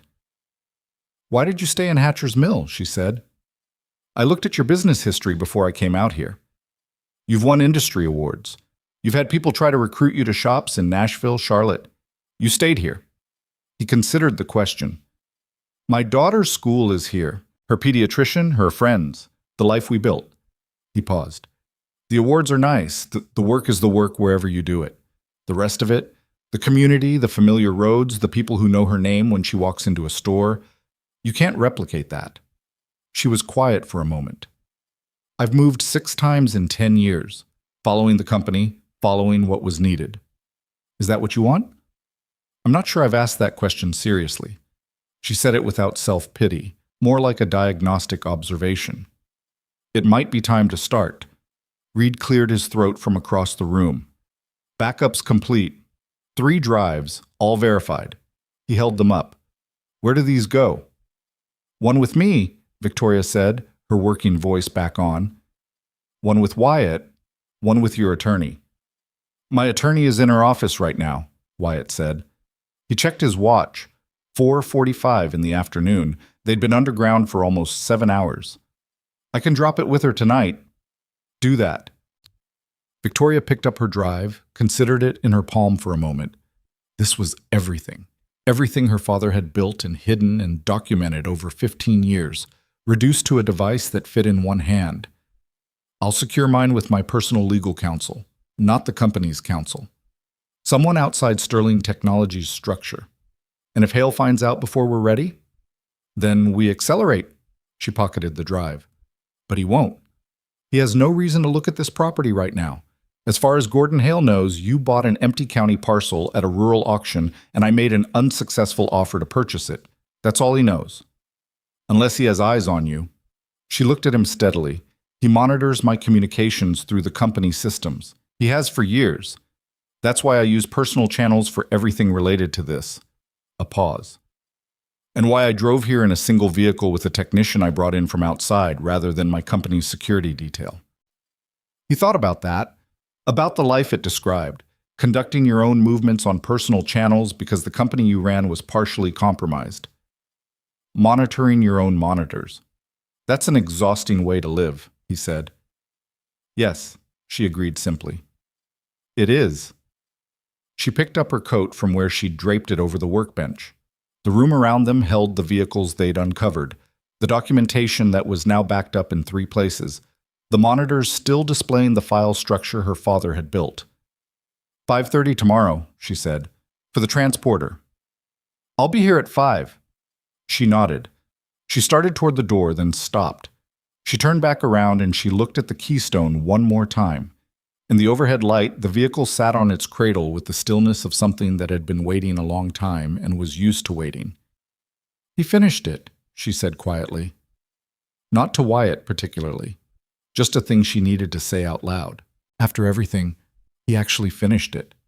Then she walked out, and her footsteps went up the stairs, and the underground room was quiet again, except for the sound of Reed packing his equipment and Wyatt standing beside the most remarkable machine he'd ever seen, understanding for the first time the full weight of what he'd bought at that county auction for $38,000 and a willingness to take what nobody else wanted.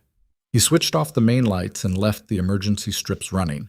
He wasn't ready to let the room go completely dark, and followed her up the stairs into the cold, late afternoon air of the Caldwell property, where everything above ground looked exactly as it had that morning, and nothing below it was the same. Danny Reeves showed up at 5:28, which was early even by his standards, driving a low-profile enclosed transporter that had seen enough unusual cargo that the Keystone's dimensions didn't make him blink. He was a big man, Danny, with a red beard going gray and the particular competence of someone who'd spent 30 years moving things that other people considered unmovable. He looked at the Keystone for a long moment when they got it up the ramp and into the daylight for the first time. Custom build? He said. Something like that, Wyatt said. Doesn't match anything I've seen. What's the wheel spec? Proprietary, don't worry about it. Danny looked at him sideways. You're being cagey. I'm being careful. There's a difference. For you, maybe. But he helped load it without further questions, which was one of the things Wyatt valued about Danny Reeves. He understood the line between professional curiosity and professional discretion, and he stayed on the right side of it. Victoria had arrived at 5, as promised. She'd brought Serena Park this time, who turned out to be a composed Korean-American woman in her late 30s, who moved through the property with a tablet in a manner that suggested she'd been handling complicated situations on short notice for long enough that this barely registered. She documented the loading process, photographed the underground room before they cleared it, and coordinated two things on her phone simultaneously without dropping either. By 6:45, the transporter was on the road toward Wyatt's shop, with the keystone secured in its bay, and the underground room was empty except for the equipment wiring and the cradle that had held the vehicle for 14 months. They stood in the garage above, in the cold early light, among the 11 covered prototypes. "These stay for now," Victoria said. "Moving them without a proper plan would draw more attention than leaving them. They're physically secure enough if we lock the building." Wyatt had brought new chains and padlocks. Good ones, not the rusted decorative locks that had been there before. He ran them through the door handles while Victoria and Serena talked quietly near the entrance. He heard fragments. Board procedure. 48-hour notice requirement. Patterson and Liu are solid. Marchetti, I'm not sure about. The language of someone conducting a military campaign in the Register of Corporate Governance. He snapped the padlock closed and stepped back.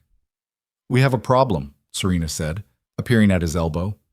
Her voice was level in a way that meant the problem was not small. Both of them looked at her. "Gordon Hale called an emergency board session last night. The notice went out through the company system at 11 p.m. She turned the tablet toward Victoria. Agenda item.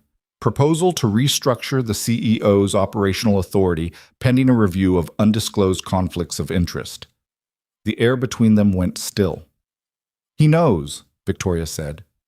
"He knows something," Serena said carefully. "The notice doesn't specify, but the timing is not a coincidence." Victoria took the tablet and read the notice herself, fully, the way she read everything. Not skimming, not assuming. Her expression didn't change while she read, but something beneath it did, a shift in the way she was holding herself. Who filed it? Hale, co-signed by Voss and two outside directors, Marchetti and Brennan. Which answers your question about Marchetti. 4 board members, Victoria said. They need 5 for a binding resolution. They need 5, Serena confirmed, which means they need 1 more vote, and they scheduled the session for Thursday, which gives them 40 hours. Victoria handed the tablet back. She looked at the garage, at the covered vehicles, at nothing in particular. Someone talked. The word landed in the space between the 3 of them. "Reed?" Wyatt said. "I don't know." Her voice was careful. "I've worked with him before, but I didn't tell him the full context, and people talk for reasons that have nothing to do with intention." She paused. "Or it's surveillance. If they had eyes on this property, passive surveillance, something I wouldn't have noticed on a single visit, then they saw us here," Wyatt said. "Then they saw us here." She was quiet for a moment. "Either way, it doesn't change the response. It only changes the timeline." She looked at Serena. "Get me Patterson and Liu on the phone within the hour. And get Carol Huang, Wyatt's property attorney. Her number is in the contact file I sent you last night. She needs to be in a room with my personal legal counsel today." "And the documentation package?" "It goes to my legal counsel directly, hand delivery, not digital transmission." She looked at Wyatt. "The drive you took to your attorney last night? She has it. She called me at 9 to confirm she'd reviewed the structure." He paused. "She also said, and I'm quoting, that it was the most significant collection of corporate evidence she'd seen in 20 years of practice." Something passed across Victoria's face. Not quite relief, but the acknowledgement of something solid to stand on. "Okay," she said. "Then we move now." The next 40 hours were the worst kind of busy. The kind where you were moving constantly and still felt like the ground was shifting faster than your feet. Carol Huang drove to the city that morning and met with Victoria's personal attorney, a sharp-featured man named James Okonkwo, who had a practice in commercial litigation and who read the documentation package with the same complete attention Victoria applied to everything. By afternoon, they had a legal strategy assembled that used the documentation in a specific sequence: patent evidence first, to establish Arthur Sterling's prior claim; financial records second, to establish Hale's corruption; internal communications third, to tie Voss into the structure. The sequence mattered because each layer made the next one harder to dismiss. Wyatt was not an attorney and did not pretend to understand everything they discussed in the 3-hour call that afternoon. He sat in Carol's conference room and listened and asked questions when he didn't understand something, and didn't ask questions when he understood enough. He was there because his ownership of the property was the foundation of the legal chain. The documentation was linked to the physical assets, and the physical assets were legally his, and his standing in any proceeding depended on that connection being clean. It was clean. Carol had been careful about that from the start. Victoria spent the afternoon on the phone with Patricia Patterson and William Liu, two board members she'd described as solid. The calls were private. Wyatt was back at the shop by then, checking the Keystone's loading situation and trying to function normally enough that his one remaining full-time employee, a methodical older man named Pete, didn't notice that anything unusual was happening. Pete noticed immediately, because Pete always noticed.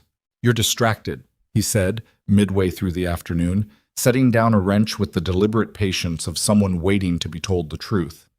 "I'm fine. You've checked your phone 14 times in the last hour. Whatever's happening, just handle it. The '69 Camaro isn't going anywhere." Wyatt put down his own wrench.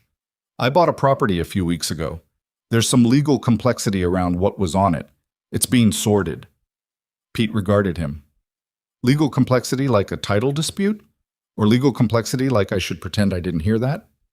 "The second one." "Great," Pete said. "That's very reassuring." He picked his wrench back up. "I'll be here pretending not to notice. As usual." Wyatt's phone rang. "Victoria." He stepped into the office and closed the door. "Patterson and Liu are in," she said, without preamble. "That's 2. If we can hold our existing votes, myself, Patterson, Liu, we have 3 against Hale's 4. We need 1 more to block." "Who's persuadable?" "There are 2 outside directors who haven't signed Hale's motion, Renata Osei and Douglas Fenn." "Renata. I've had a good relationship with. She came on 3 years ago at my recommendation. Douglas is older, more conservative, and he's known Gordon Hale for 20 years. A pause. "Meaning Douglas is the one I have to make the case to."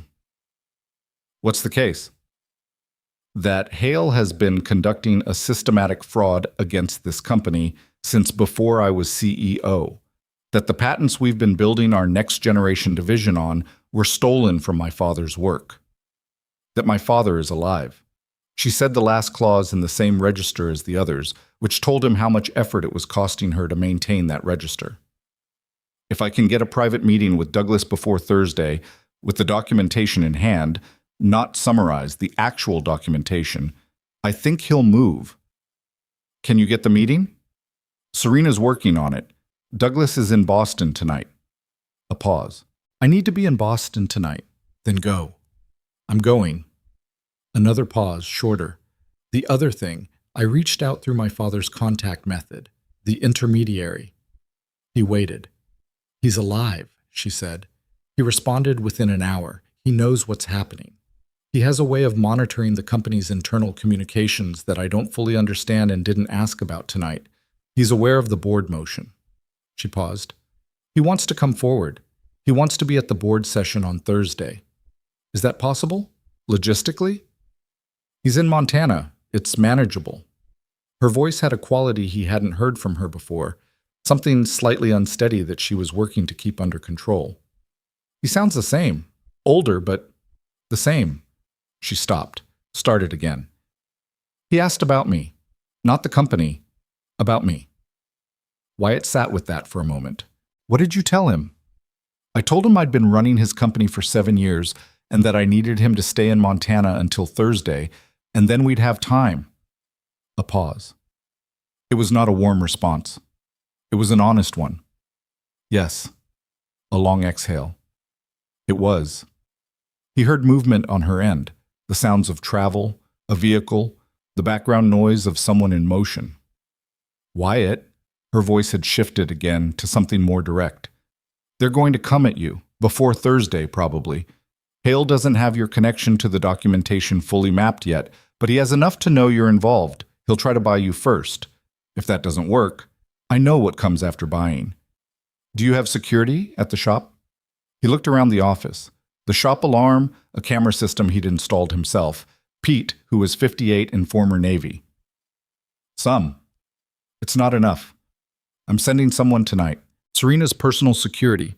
Not company security. Not connected to anyone Hale can access. His name is Marcus Webb. Marcus Webb, Wyatt repeated. He's good. Ex-federal. He'll be there by 9. A pause. And Wyatt, your daughter. She's safe, he said. And then, because Victoria had earned the honest answer, she's with my friend's family tonight. I told them I had some work complications. She thinks I bought a haunted house. There was a sound on Victoria's end that might, in different circumstances, have been a laugh. She's not entirely wrong. He spent the evening at the shop. He moved the keystone into the secured bay, the one with the reinforced door that he'd installed after a break-in 2 years ago, and ran fresh cable ties on the tie-down straps and checked every access point in the building. Pete had gone home at 6, and Wyatt had told him to take the next day off, which Pete had accepted with the look of a man filing information away for future reference. Marcus Webb arrived at 8:50. He was a quiet man, medium height, with the economy of movement that came from years of doing work where economy of movement was a survival skill. He walked the perimeter of the shop in 15 minutes and came back with 3 specific recommendations that Wyatt implemented immediately. Then he settled in the corner of the office with a thermos of coffee and a paperback book and made himself simultaneously present and unobtrusive. You do this a lot? Wyatt asked. Enough, Marcus said, and went back to his book. The call came at 11:45. Unknown number, but local area code. Wyatt answered it. The voice was male, professional, with the particular warmth of someone who'd practiced sounding warm. Mr. Mercer, I apologize for the late hour. My name is Carl Denton. I work with Gordon Hale at Sterling Technologies. I was hoping we could have a brief, informal conversation. Wyatt looked at Marcus, who had set down his paperback and was listening with the still attention of someone whose professional judgment was that this mattered. It's midnight, Wyatt said. I understand. I wouldn't reach out at this hour if the matter weren't time-sensitive. A pause. Mr. Hale is very interested in the Caldwell property and the assets associated with it.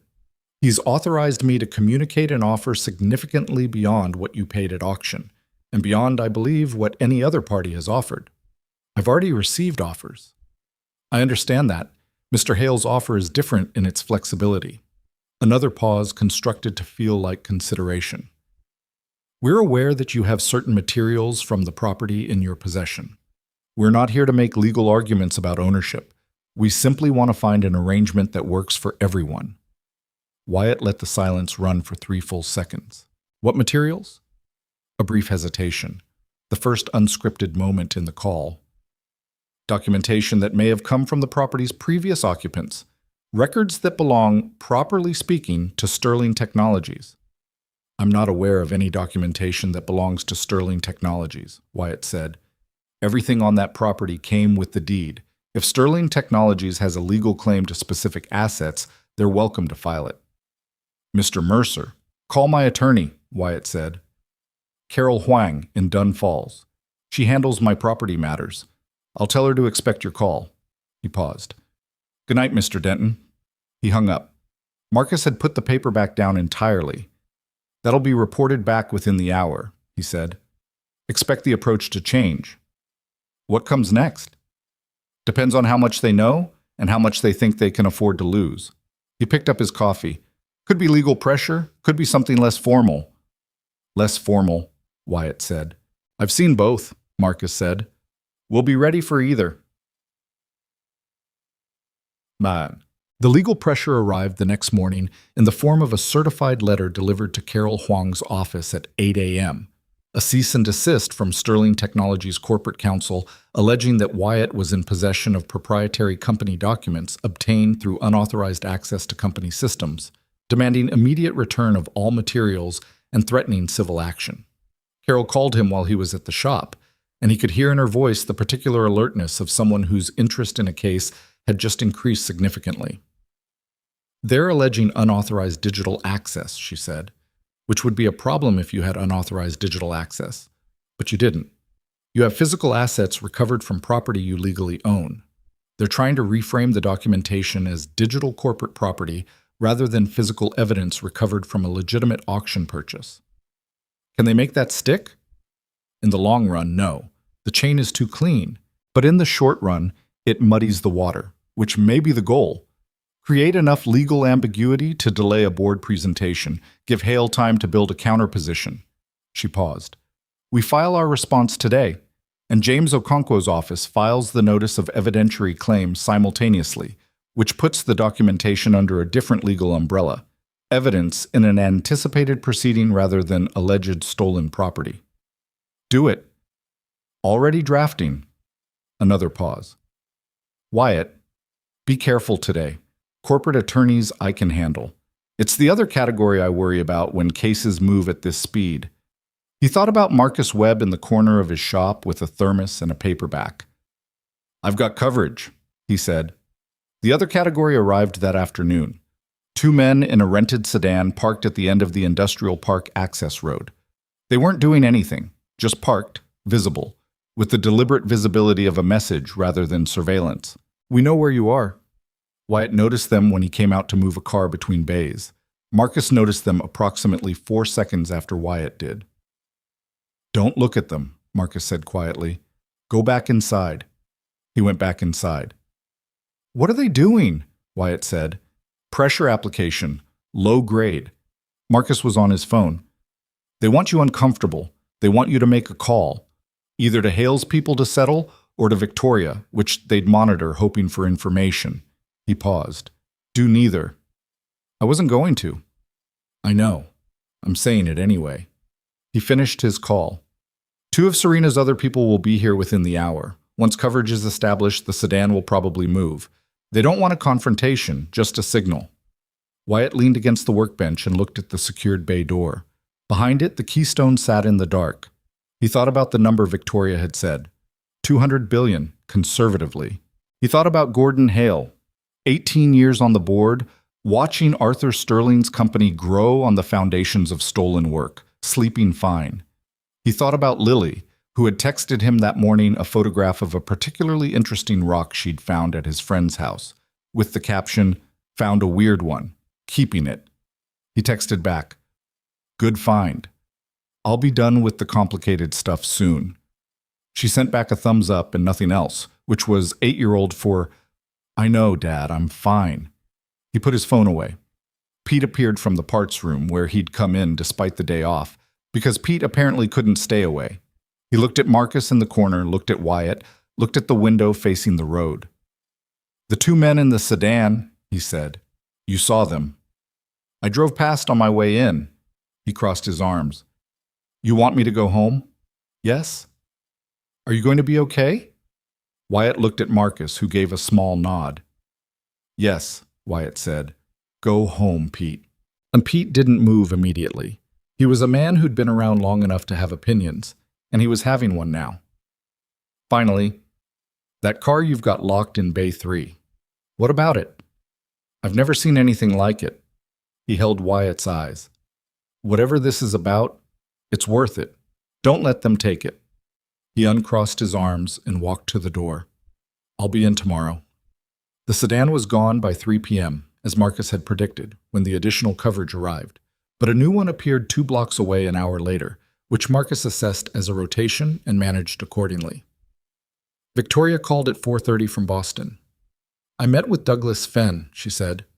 Her voice was different from the previous calls. Still precise, but with something underneath it that hadn't been there before. 3 hours. I gave him the documentation directly, hard copy, his hands, reading it at the table. A pause. "He's 81 years old, Wyatt. He knew my father." They went to the same engineering conference in '94. They'd had drinks twice. He's known Gordon Hale for 20 years and thought he was a difficult but principled man. What happened? He read the financial records, the payments to Hale from the private equity firm, the dates, the amounts. He was quiet for a long time. She paused. Then he asked me if I was absolutely certain of the provenance. I told him the materials came from physical assets recovered from my father's private property by the man who legally purchased it.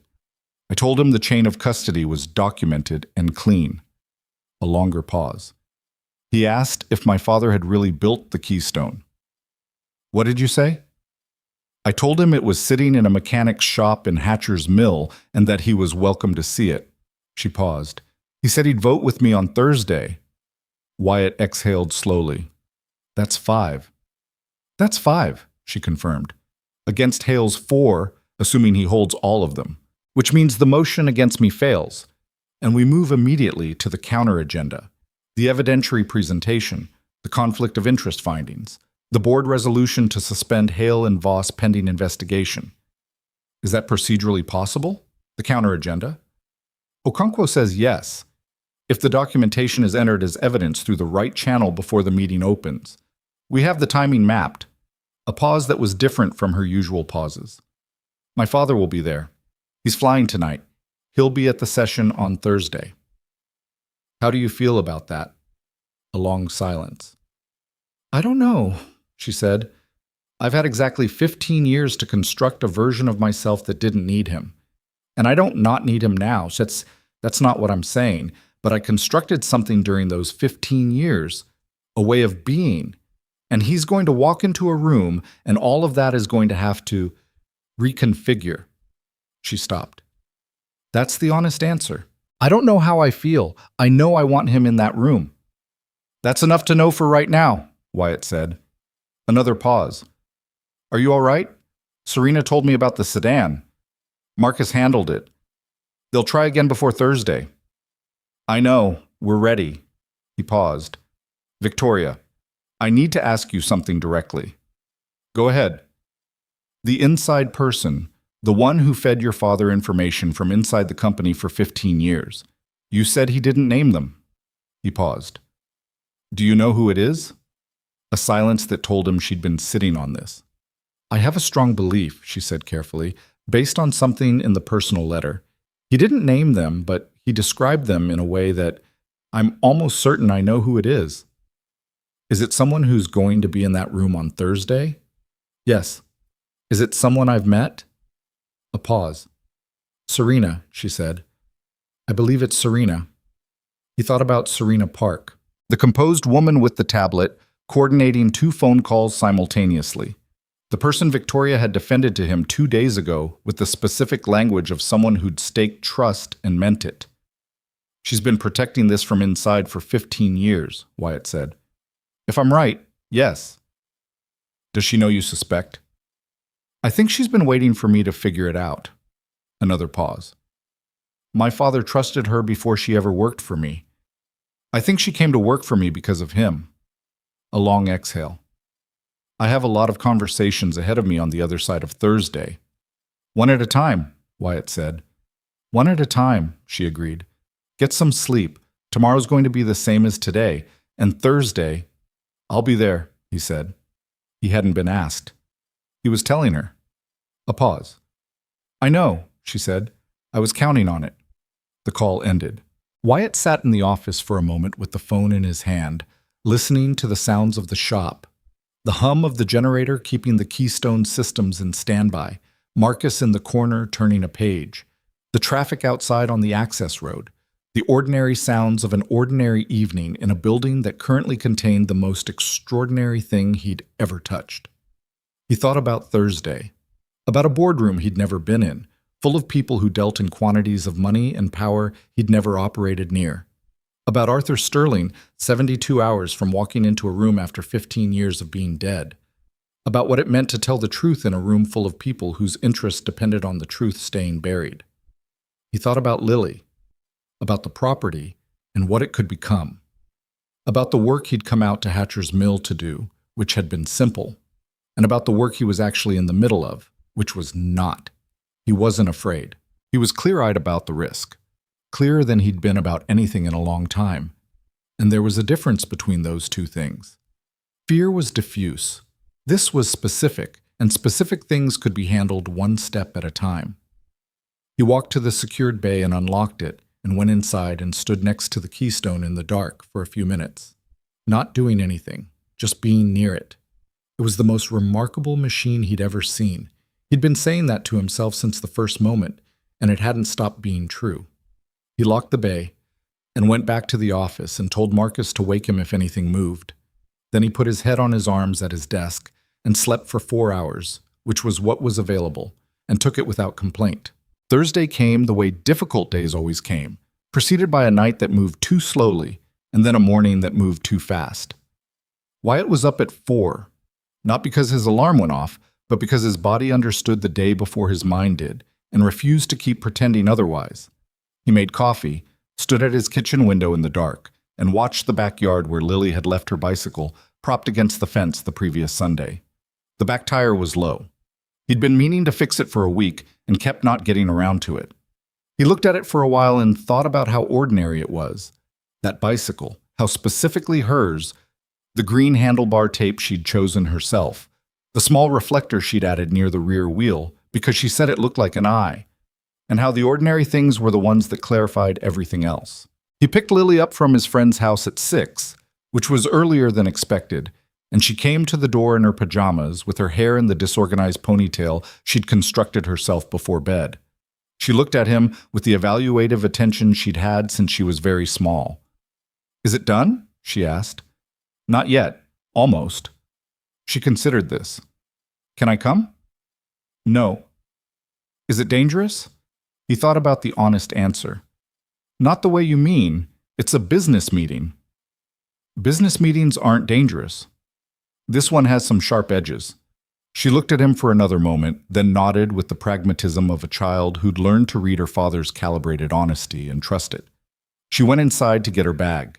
He drove her to school himself, which he didn't always manage on regular days. She talked about a project she was doing on weather patterns, which she had somehow connected to a question about why cold fronts moved in a specific direction, which had led her to a library book about atmospheric pressure that she'd read half of and intended to finish.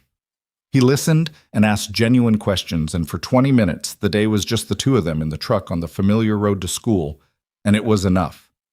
At the drop-off, she grabbed her backpack and then leaned back through the open window. "Dad?" "Yeah." "You're good at this stuff, the hard stuff." She said it with the directness of a child who hadn't yet learned to soften things. "So just do that." She walked into school before he could respond. He sat at the curb for a moment. Then he pulled out and drove toward the highway. The Sterling Technologies headquarters occupied the top 4 floors of a glass tower in the city's financial district, the kind of building designed to communicate permanence through height. Wyatt had never been in a building like it. He knew this about himself and didn't pretend otherwise. He wore what he owned that was appropriate: clean, dark slacks, a gray shirt, the sport coat he'd bought for his cousin's wedding 3 years ago and hadn't worn since. He looked like what he was, a working man in his good clothes, and he'd decided sometime around 4 in the morning that he wasn't going to apologize for that. He met Carol Huang in the lobby at 8:15. She was in the professional armor of her choosing: dark suit, efficient movements, the practiced calm of someone who had walked into contentious rooms many times and had a good record. "How are you?" she asked, which from Carol meant, "Are you prepared? Are you going to hold your position? Are you going to be a problem?" "Ready," he said, which answered all 3. James Okonkwo arrived 2 minutes later, and then Serena Park, who looked at Wyatt with an expression that was both professional and something more personal underneath it, the expression of someone who'd been carrying a long secret and was near the end of that particular wait. Victoria was already upstairs. She'd been in the building since 7. They rode the elevator in silence. Wyatt watched the floor numbers change and thought about the property.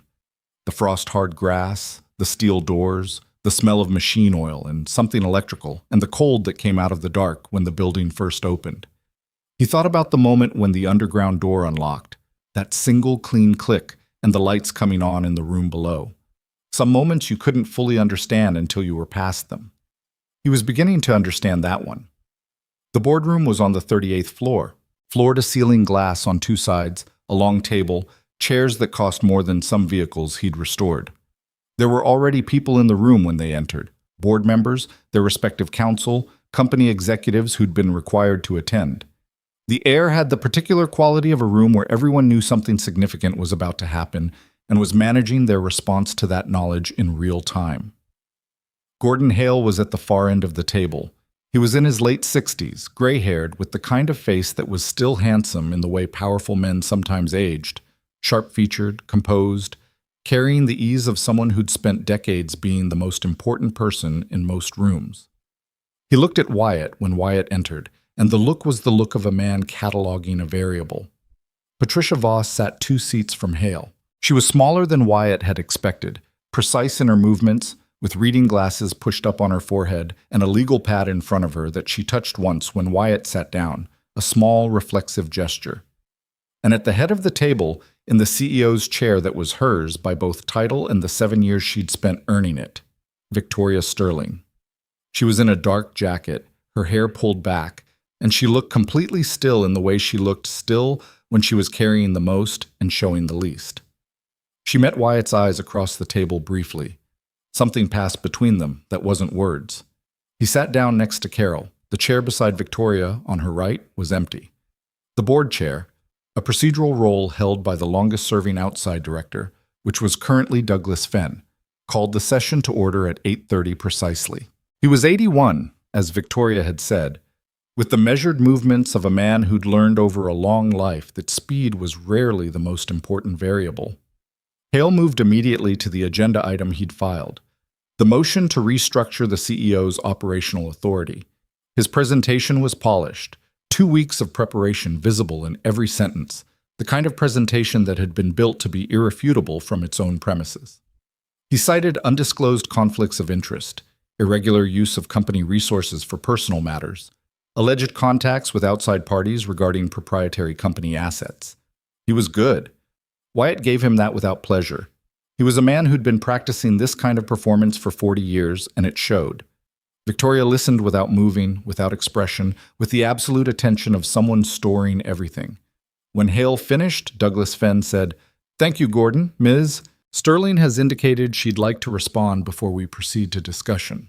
Hale said, "I'd like to note that the procedural timeline—" "I'm aware of the procedural timeline," Fenn said, with the quiet authority of 81 years. "Ms. Sterling."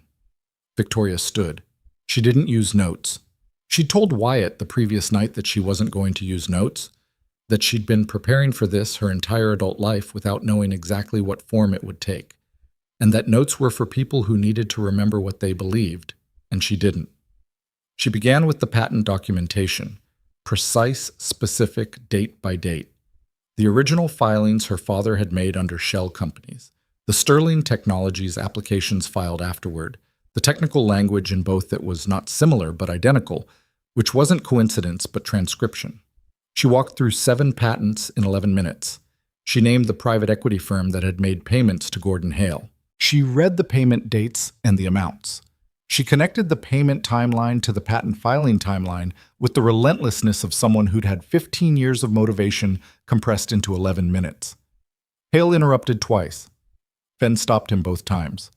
Then Victoria said, "I'd like to introduce a witness who has been listed with the session under evidentiary procedure as filed by counsel this morning."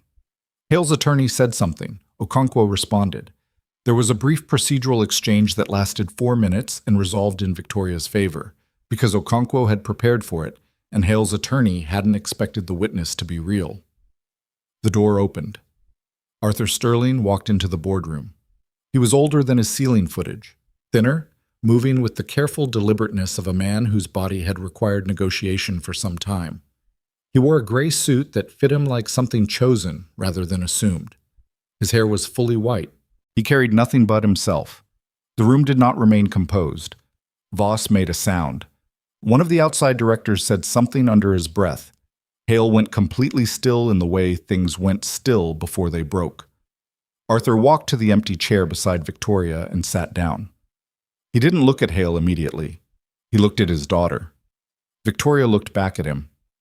It was a few seconds, just a few seconds, but it was the kind of moment that compressed everything into itself. 15 years, a staged death, a child left alone, a company held together by someone who'd had no choice but to be stronger than she should have had to be, and a father who'd had his reasons and his rationalizations and his genuine love and his genuine failure, all of it visible in a few seconds of 2 people looking at each other across a distance that was both 3 feet and 15 years. Then Victoria turned back to the room. "My father, Arthur Sterling, founder of this company, is alive. He has been alive for 15 years. The fire that was reported as his death was staged by him, under duress, after members of this board moved to steal his work, and He had reason to believe to harm him. Her voice was level. It cost her something to keep it level, and she kept it anyway. He is prepared to provide direct testimony and to authenticate the documentation that has been entered into this proceeding. Hale found his voice.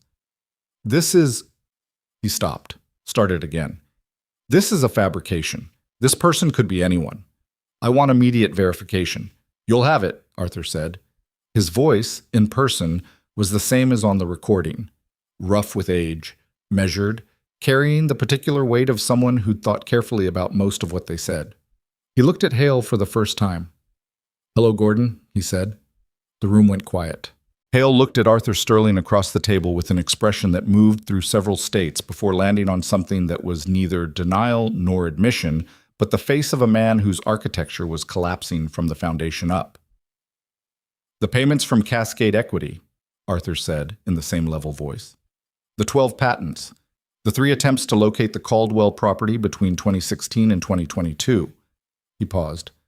"I documented all of it. I had time. What followed was not clean.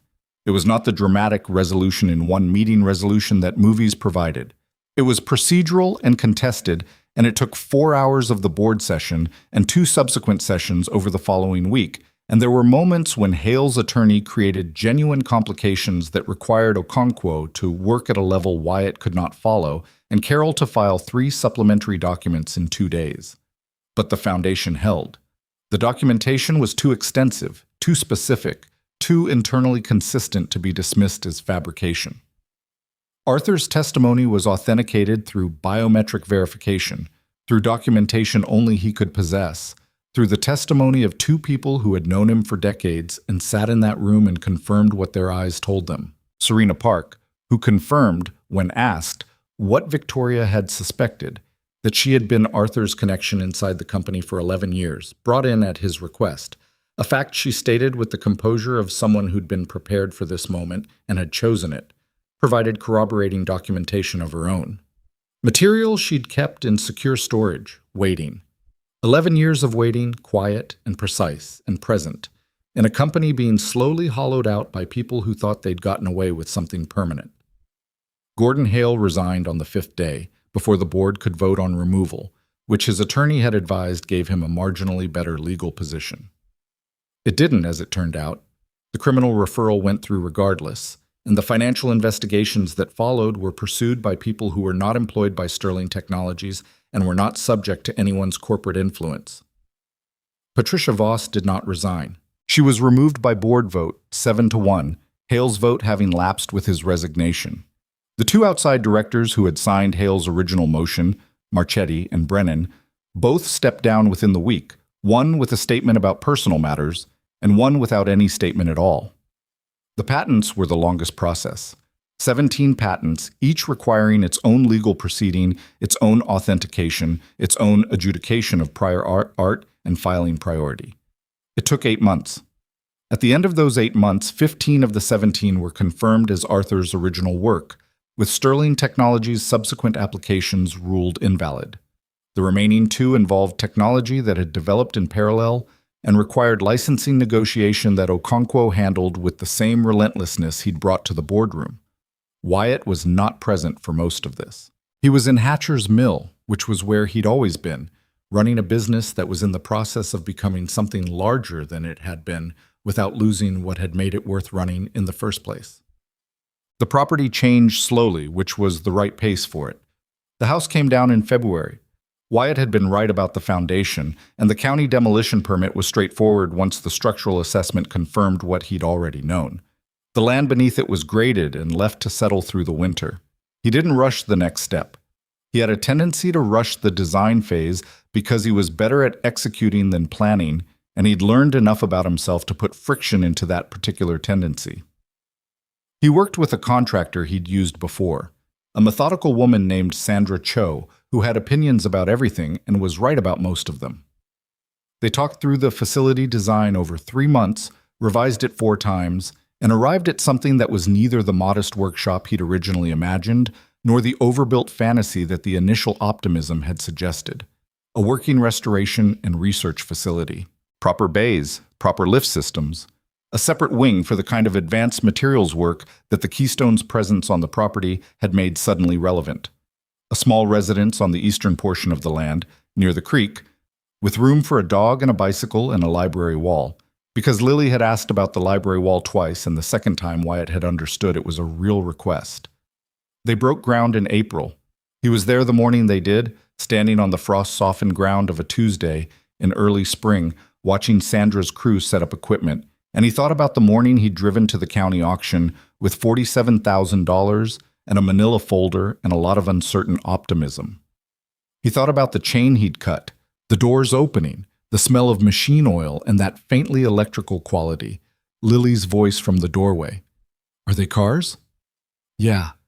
Some kind of cars. He didn't have the language for what the morning felt like, standing there, and he'd come to distrust the instinct to force language onto things that didn't need it.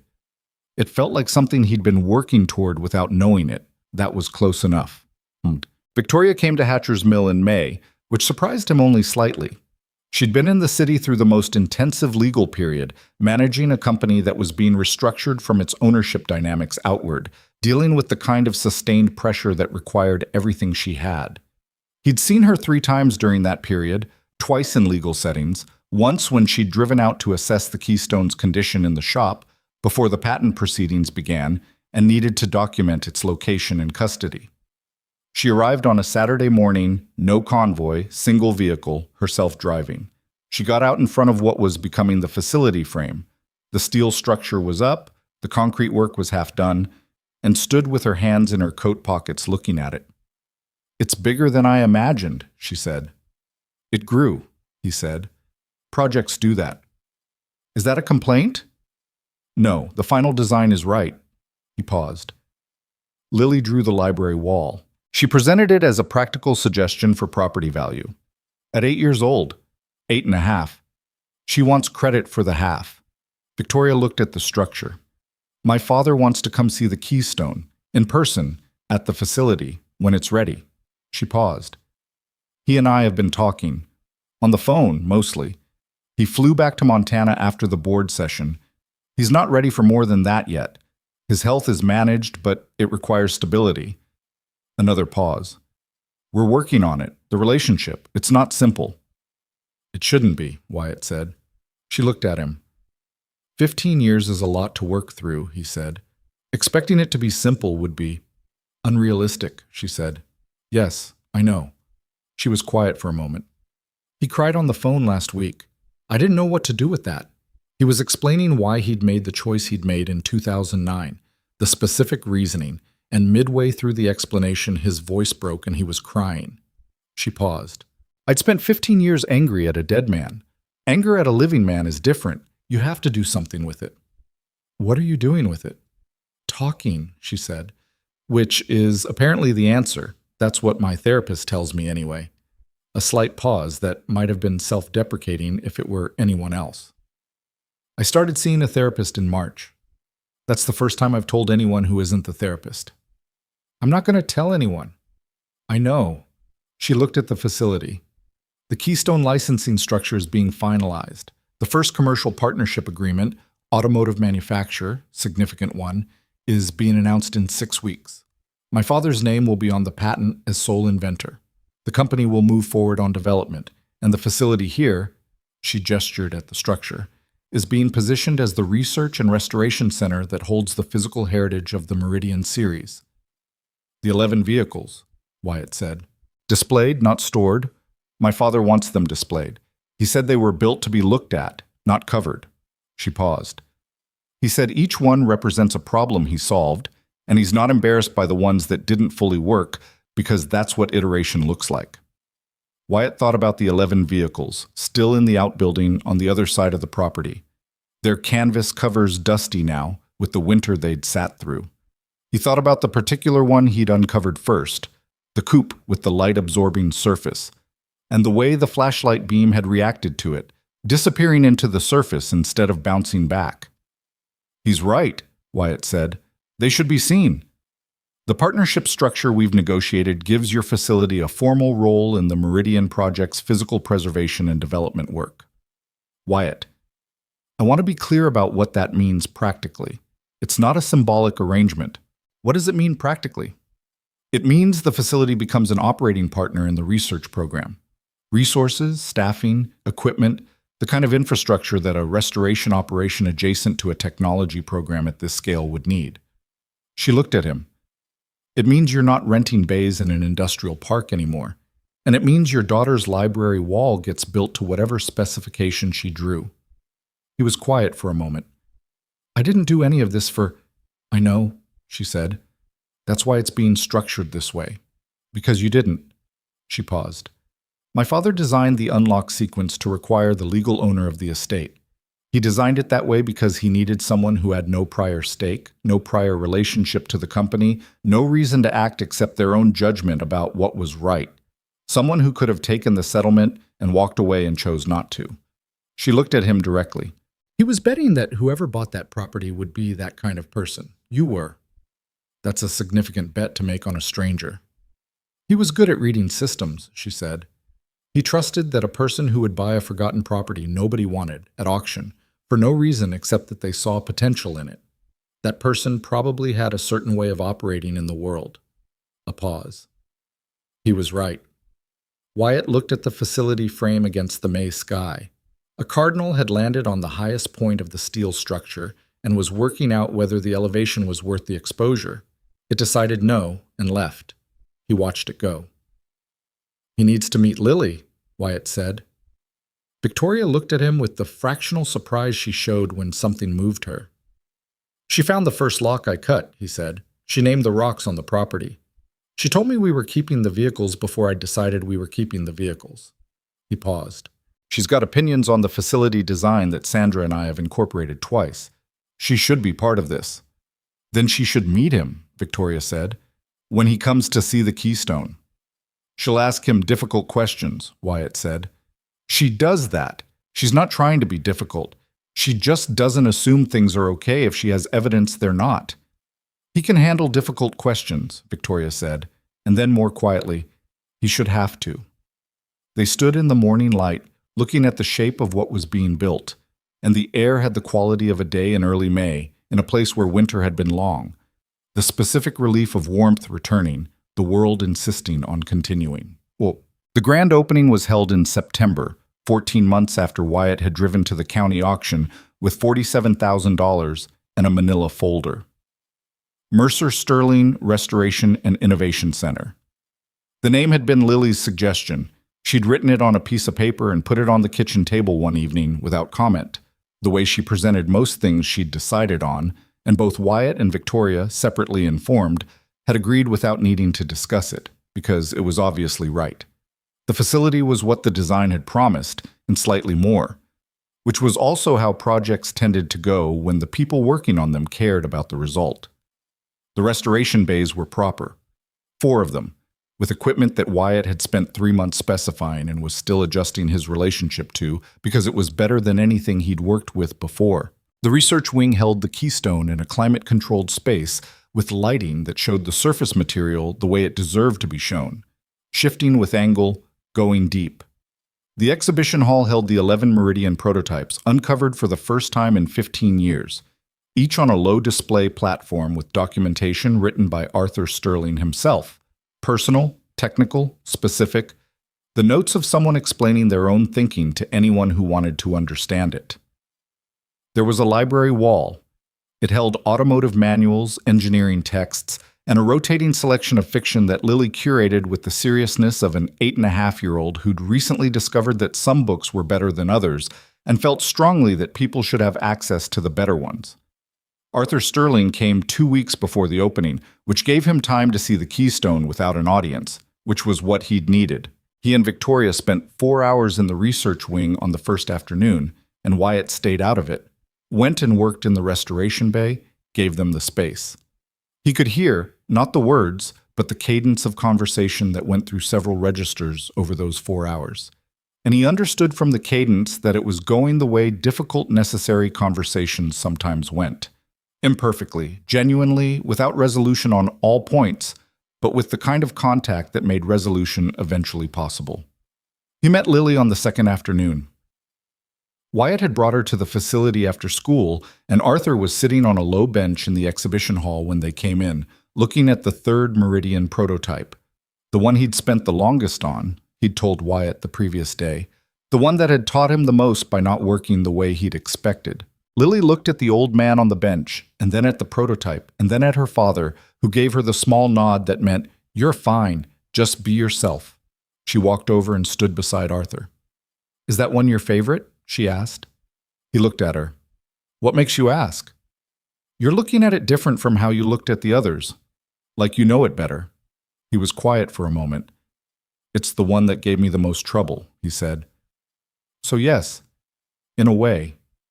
She thought about this. "I have a rock like that," she said. "It's not the most interesting one, but I found it the hardest, so I think about it more." He looked at her. Something in his face moved, shifted, settled. "What kind of rock?" "Quartzite. It looks normal until you hold it in the light." She paused. "My dad says that's the theme of the whole property."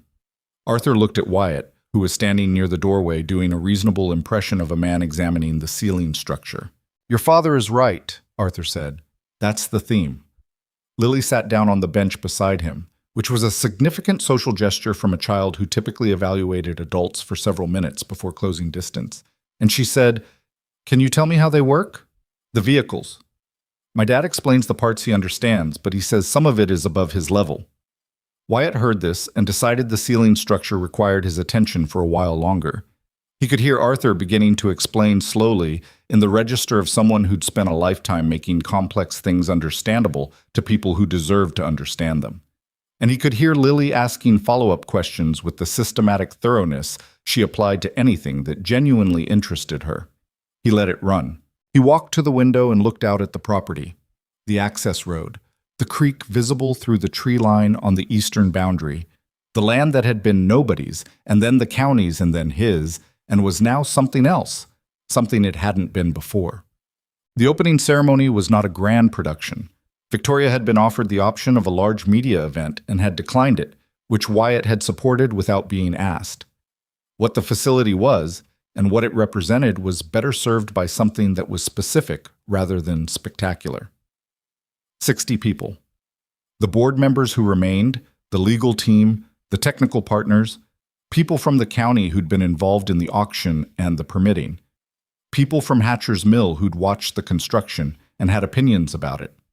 Carol Huang came, and Okonkwo, and Marcus Webb, who shook Wyatt's hand without saying much because Marcus Webb was a man who communicated primarily through presence. Danny Reeves came and stood near the keystone for 20 minutes with his arms crossed, and the expression of a man who'd transported a secret and was glad to see it had been worth transporting. Pete came, in the good clothes he owned, and stood in the restoration bay running his hand along the equipment with the reverent attention of someone who understood what he was touching. Serena Park stood near the exhibition hall entrance looking at the Meridian series with an expression that Wyatt had learned to read over the previous 14 months. The look of someone who had carried something heavy for a long time and was experiencing the specific, strange adjustment of putting it down. Victoria spoke. She stood in the exhibition hall in front of the 11 prototypes, and she spoke without notes, as she always spoke. And she said things that were true and specific and not overworked. She talked about what the facility was for. She talked about her father's work, what it had meant, and what it would mean going forward. She talked about patience, the particular patience of someone who built a system that required the right conditions to unlock and trusted that the conditions would eventually be right, even if it took a decade and a half of waiting. Then she said, "I want to acknowledge the person who bought this property at auction because he saw potential in a place everyone else had walked past, who could have taken any number of settlements and walked away, and chose instead to stand at a locked door until we could open it together." She looked at Wyatt. A mechanic, a father, a man with $47,000 and better judgment than anyone involved in this story gave him credit for. She paused. He came looking for a garage. What he found was this. She gestured at the space around them, the vehicles, the research wing, the window that looked out to the land and the creek. "I don't think you can plan for that. I think you can only be the kind of person who doesn't walk away when something matters and trust that it adds up." Lily was standing beside Wyatt. She was in the good dress she'd worn twice, and she had a rock in her jacket pocket.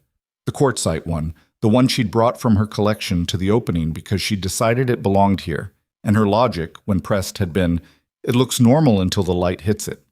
That should be here. She pressed her shoulder against his arm, which was how she expressed certain things without words. He pressed back. Arthur Sterling was at the edge of the gathering, near the Third Meridian prototype. He was watching his daughter speak with an expression that was complicated in the ways that expressions between parents and children were always complicated. Pride and grief and the particular sorrow of someone who understood exactly what they'd missed and couldn't go back and get. He caught Wyatt's eye across the room and gave a slight nod. The nod of a man who was out of words for what he wanted to communicate and was acknowledging the limitation. Wyatt nodded back. He looked around the room, at the vehicles, uncovered, in the light they'd been designed to be seen in, at the keystone through the window of the research wing, visible from where he stood, its surface doing that thing it did with the angle of the afternoon light, at Lily, who had already spotted Arthur and was working out whether to go stand with him, her social calculus running in real time. She decided yes, and went. He watched her cross the room to where the old man was standing and saw Arthur's face change when she arrived beside him, the particular loosening that happened when someone genuinely glad to see you appeared. She said something. He bent slightly to hear it. He laughed, a real laugh, surprised out of him. Wyatt turned back to the window. He thought about what it meant to want something specific, a garage, a workshop, a place to do work that mattered in the way work that used your hands well mattered, and then find yourself somewhere larger than what you wanted, carrying more than you planned, responsible to things you hadn't anticipated. He thought about whether that was lucky or difficult, and arrived at the conclusion that it was both simultaneously, and that the both of it was the point. He'd come to Hatcher's Mill for a garage. He'd found a garage. It was in the east wing of a facility that hadn't existed 14 months ago, with equipment better than anything he'd worked with, and a parts library that Lily had decided was also her responsibility, and a view of a creek through the window that he'd spent enough mornings looking at that it had become the view he associated with the word morning. He'd also found this. The complicated, imperfect, hard-won this. The people in the room, the work still ahead, the locked doors that eventually opened when the right people were standing in front of them at the right time. He wasn't a man who gave speeches or delivered conclusions. He didn't wrap things in language that made them sound larger or neater than they were. But he stood at the window of the thing he'd built, in the middle of the people who'd helped him build it, and he let himself feel the full weight of it, the good weight, the kind that didn't crush but grounded, the kind that told you where you were standing and that the ground was real. Lily came back across the room toward him, weaving between people with the ease of a child who had decided this was her place and therefore moved through it like she belonged. She stood beside him and looked out the window at the land. Arthur says the facility might be the thing that matters most, she said. Not the keystone itself. The place where people come to work on what comes after it. He said that? In more words, I summarized. She looked at the creek through the tree line. I think that's right. Yeah, Wyatt said. I think it is too. She put her hand in his jacket pocket, not her hand in his hand, just her hand in his pocket, the way she'd done since she was very small and was somewhere new, and they stood at the window while the afternoon light moved across the land they'd found, and the people behind them filled the room with the particular noise of something beginning. He'd come looking for a garage. He'd found something that didn't have a cleaner word than home. Not the building, but the combination of work and people and purpose that made a building worth returning to. The kind of thing you couldn't plan for because it required too many variables you couldn't control, couldn't force into place, could only be present for when they arrived. He'd been present, that was all. He'd shown up, stayed at the locked doors, not walked away when walking away was the easier choice. He'd trusted his own judgment when it would have been simpler to trust the people offering him money to stop thinking. He didn't think of himself as brave for it. He thought of himself as someone who'd been raised to believe that the work in front of you was the work you did, and that you didn't leave it unfinished because someone offered you something easier. That was what he'd brought to all of this. Not brilliance, not resources, not the kind of particular knowledge that Arthur had spent decades building. Just that. The willingness to stay with a thing until you understood what it was. It turned out that was enough. Not always and not for everything, but here, in this specific confluence of circumstances and choices, it had been enough. Outside, the creek moved through the tree line the way it had been moving long before any of this happened, and would move long after, indifferent to the significance of the afternoon, doing only the thing it was made to do. That too was enough.